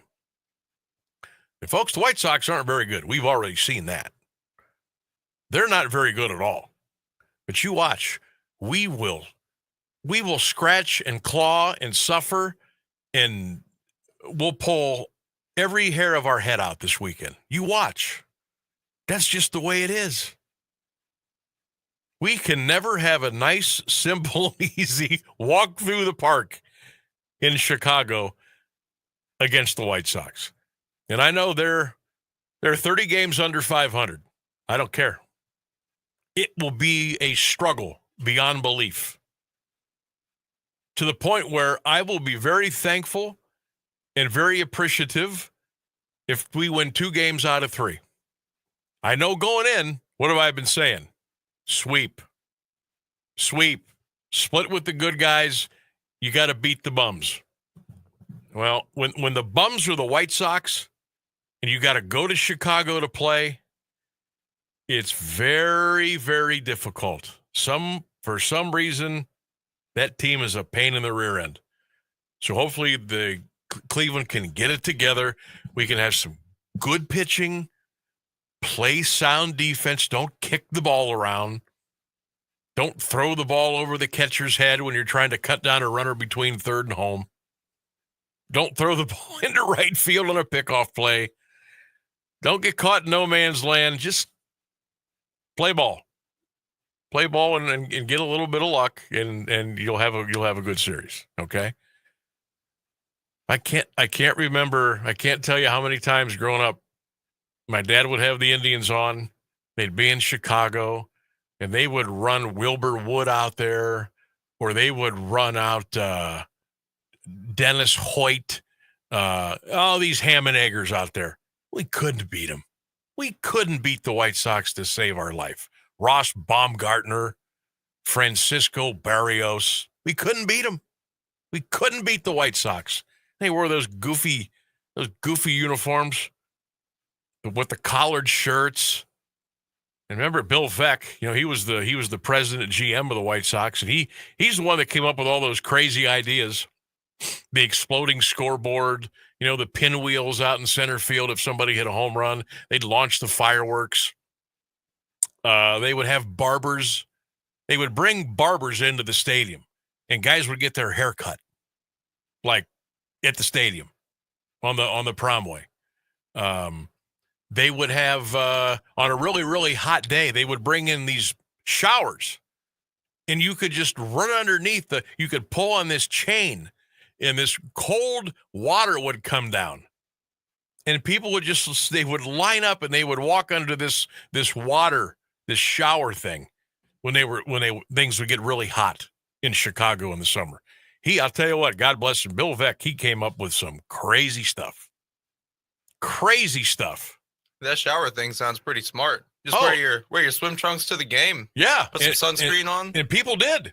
That'd be awesome. And they would line up in the concourse and, I'm ready, sir, or whoever. They'd pull the chain, and here comes the cold water, and then they'd go back to their seat or go back to walking around or do whatever. I think Bill Veeck was one of the first to have start dog days at the park, where if you were a paying customer, you could bring your pet. You could bring your pet to the game. That seems like a nightmare, but also a no-brainer. Yeah, well, you know what? A lot of parks do it today. Oh, yeah? I know Canal Park, home of the Rubber Ducks, they did it a couple of weeks ago. I think Cincinnati does it. There might be some other teams that still do it. You got to be careful. Hopefully it's not a real hot day and it's not a packed crowd, because, dogs tend to do what they're going to do, so you don't want that getting in the way. But, yeah, he was like the godfather of promotions. Bill Veeck. Go back, just Google his name and just read about the history and some of the crazy promotions and zany stuff he would come up with. The team wasn't great, but the crowds were pretty good at Comiskey Park because of all the stuff that was going on. But man alive, we couldn't beat them. We could not beat the Chicago White Sox to save our life. So, yeah, and it's still that way. And I hear they're looking for a new ballpark too. So you had old Comiskey. You've got the one they've got now, which I don't even know if it's. I don't know if Rate Field. I don't know if it's 30 years old yet. What are we, 2025? White Sox won the World Series against the Astros. I can't remember what year that was. And I know they were in that stadium a couple of years before they won the World Series. But it's not like some old, creaky, antiquated, but a lot of folks in Chicago, they really think that the White Sox and management and what have you, really dropped the ball when they built that ballpark. It's just blah. It's a lot of cement. It's a 3-deck affair. They've got like little club seating on both sides in the middle between the upper and lower deck. They still have the pinwheels in the outfield. They've got bleacher seating in left center and right center. It just doesn't. It feels just stale. And I've been to like 10 baseball parks, and obviously I've always rated PNC at number 1, Oriole Park at Camden Yards 2. I really love Citizens Bank Ballpark in Philly. I thought the Sky Dome, Rogers Center was really neat, even though it's a dome. I thought it was pretty cool. St. Louis Cardinals, very nice stadium. Comerica was okay. It was average. But Chicago's is just like, there's no character there. The old Comiskey had character. But this one's just, it was just like a block of cement. And they put up a little ribbon around the decks, and it just doesn't do anything. And I know that they did not put in a ton of loges or suites. Obviously, that's a big mistake if you don't put those in, or a lot of them, because that's where you generate a lot of your revenue. And a lot of people just don't like it. Now, I will tell you this, it's in a terrible neighborhood, a terrible neighborhood. I think it's 35th and South Shields Avenue. It's pretty much right off the Dan Ryan Expressway in Chicago.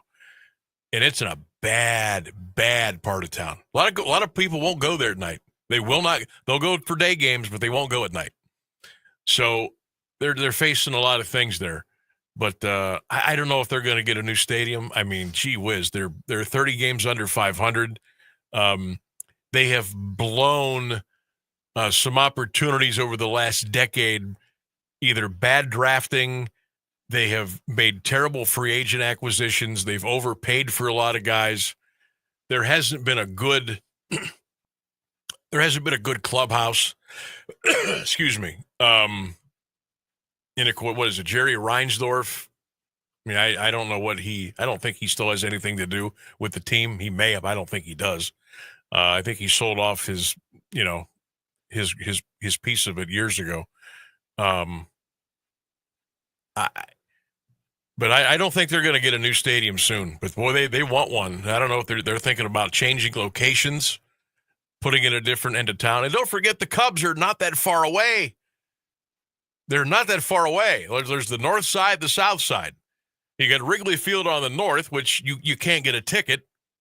And then you got where the White Sox play, Rate Field on the south side, where you're given, and there's nothing around the stadium. Nothing. It's almost kind of like in a neighborhood, like the Cubs, but they have Waveland Avenue, and they got the high top, they got the restaurants, they got the bars. There's a little something going on. White Sox, man, there's nothing going on there. Nothing. But we'll see. Hopefully the Guards have a good weekend in Chicago, and they can get another series. Just get me another series. And then we'll keep our eyes on Boston. We'll keep our eyes on Seattle. We'll keep our eyes on the Yankees, on Texas. And maybe we'll have a real, real nice weekend when it's all said and done. Browns and Panthers will go Friday night, 7 o'clock in Carolina. Hopefully good weather there, as Shedeur goes under center for the first time in a preseason game as quarterback of the Cleveland Browns. So lots going on. Big Carnation Festival continues. Balloon tonight, hot air balloon liftoff tonight at 7. A lot of cool things going on over at the Castle. And, of course, Saturday, the big parade at 11. Fireworks at Silver Park Saturday night. We'll hope to see you out there. And don't forget, we've got some VIP parade tickets to give away to you coming up here in about 8 minutes or so. We'll take a break right now. It is 5:50 here on the Sam Bourquin Show.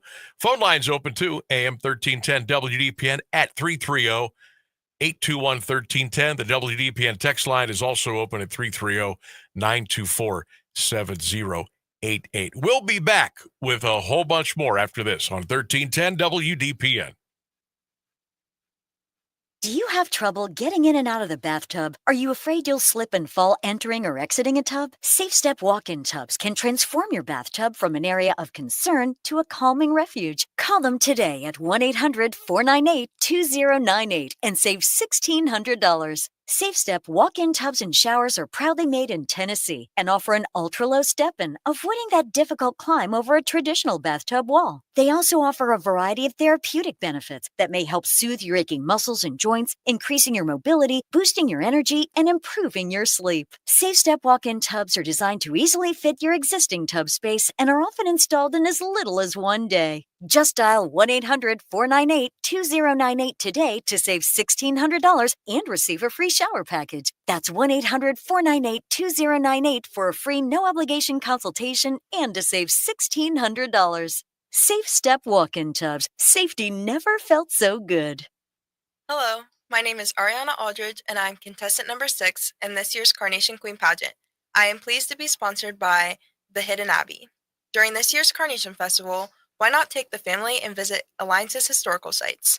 Reminisce on the life during the early days of Alliance. The Haynes House and the Mabel Hartzell home are marvelous historical sites. Check the festival brochure or at carnationfestival.com for the dates and times. Hope to see you there. Join us for the 65th Annual Alliance Carnation Festival, now through August 10th. This beloved tradition pays homage to Alliance, known as the Carnation City, and promises an unforgettable experience for all. Experience the Food Fest at the University of Mount Union campus, featuring mouth-watering treats, a golf scramble, community luncheon, and a fire truck pump-in. Tour the Haynes House, Mabel Hartzell Home, and Beach Creek Gardens. Enjoy free craft displays, delicious food, and captivating live entertainment during Carnation Days in the park. Immerse yourself in Shakespeare's The Tempest at Glamorgan Castle. Thursday through Sunday brings a range of activities, including a fun-filled pet show, breathtaking hot air balloons, invigorating nature hikes, and an irresistible used book sale. Mark your calendars for the main event, Saturday, August 9th, with the Grand Parade at 11 a.m. Marching from State Street to Broadway Avenue, then head to Silver Park for more fun and a heart-pounding fireworks show that evening. Make lasting memories. Check out all the events at carnationfestival.com.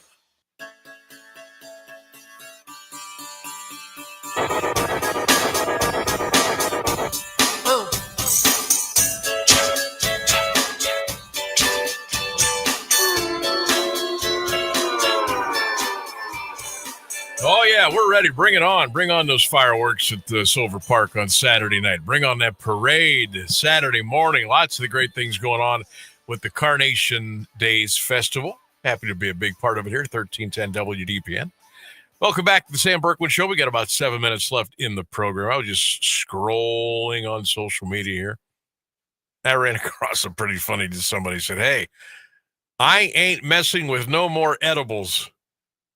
Me and my homeboy have been driving around looking for both of us for over an hour. Oh, that's funny. In the future, it's better to, if you have that problem, just do them at home. Don't go places. If you think you've lost your friend, he's probably fine. Oh, that's funny. Funny. 330-821-1310, 330-821-1310. I do want to say good luck to the Canton Central Catholic golf team tomorrow. They have an invitational over at Tannehoff, which is not that far from here. I'm not sure how many teams are in, but I know they're going to be teeing off tomorrow around, I think, 10 a.m.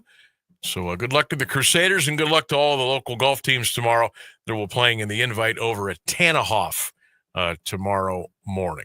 We'll see if my son can get a birdie tomorrow. He's due. He's due for a lot of birdies. Maybe a hole-in-one. Never had a hole-in-one either.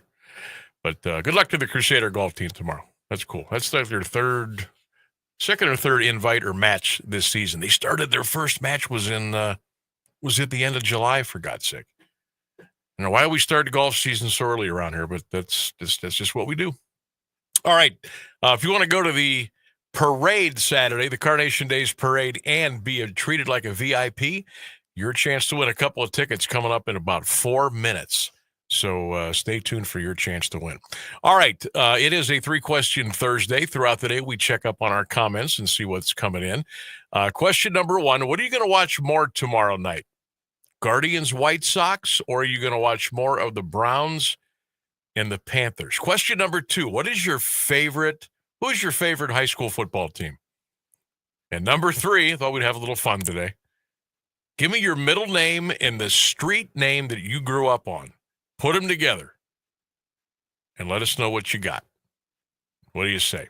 330-821-1310. All right, on social media, a lot have come in here, and I have not been able to keep up. Brian says, I'm going to watch the Guardians White Sox. Sorry, don't want to be disappointed with the Browns. Canton South, his favorite high school football team. His middle name combined with his street name is Richard Duber. Let's see here. Timmy says he'll watch the Browns tomorrow night more than the Guards. Favorite high school football team, the Jackson Polar Bears. His combined name, Lawrence Ravenwood. All right. Samuel E. says, I'm going to watch the Browns tomorrow night. McKinley and Perry, depending on the week, his favorite high school football teams. If you combine his middle name with street name growing up, his name is Edward Clinton. Let's see here. Well, this is good. Jim says he's not going to watch either. No Browns or Guardians tomorrow night. He roots for all the Catholic schools, and his combined middle name and street name is Richard Scenic Hills. Let's see here. Jim says he'll watch the Indians tomorrow night. Favorite high school football team, whoever I know someone playing for. That's pretty cool. I like that. His combined name is John Tremont. All right, Rainsburg. I'm going to give you the quiz. I'm ready. Actually, I'm not going to give you question one because I already know. Well, neither. I can tell you, I thought, because I had an answer for this just in case, and I can tell you that I am honestly more interested in the outcome of the Guardians game than the Browns game. Okay. Because they're actually, I'm not going to watch it, I'll be honest with you, but I'm curious at least enough to see what the score is afterwards, see if they're going to make it into the wild card or not. All right. I like that answer. Yeah. Question 2. I think I know the answer here. Favorite high school football team? That's going to be Alliance. Going to be Alliance. That's where I went. All right. Number 3. Your middle name and the name of the street you grew up on. What do we got? Mine is Kenneth Ramsey. Kenneth Ramsey. Yeah. Okay. That one sounds like a real ridiculous name. Some Ricky Bobby stuff. Wow. All right. I'm gonna give everybody mine. I've been waiting all afternoon. If you combine my middle name and the street name that I grew up on, and I put a little twist on it because my middle name is John, but there's no H. So I put a little twist on it. My name is Johnny Lakeside. How about that? My name is Johnny Lakeside. All right. Let's see here. I thought Sham Sharani just had some breaking news on the NBA, but that looks like a scam site. So we're not going to read that because obviously that did not happen. Okay, here we go. Who wants 2 tickets, 2 VIP seats to the incredible Carnation Days Grand Parade coming up this Saturday? It steps off at 11 a.m. here in Alliance on West State Street. We're going to make you a winner right now. 330-821-1310. Call now. We're going to give you 2 VIP bleacher seats right in front of Citizens on State Street. You'll have the best view of anybody for the parade. Call now. 2 reserved seats for you. 330-821-1310. 330-821-1310. All right. Thanks to everybody for calling in today. We had a great time. Great job by Ryan Rainsburg, our producer extraordinaire. And we'll come back all again tomorrow at 3 o'clock right here on 1310 WDPN. Don't forget, go Browns, go Cavs, go Bucks, go Browns. Good night. We'll see you tomorrow.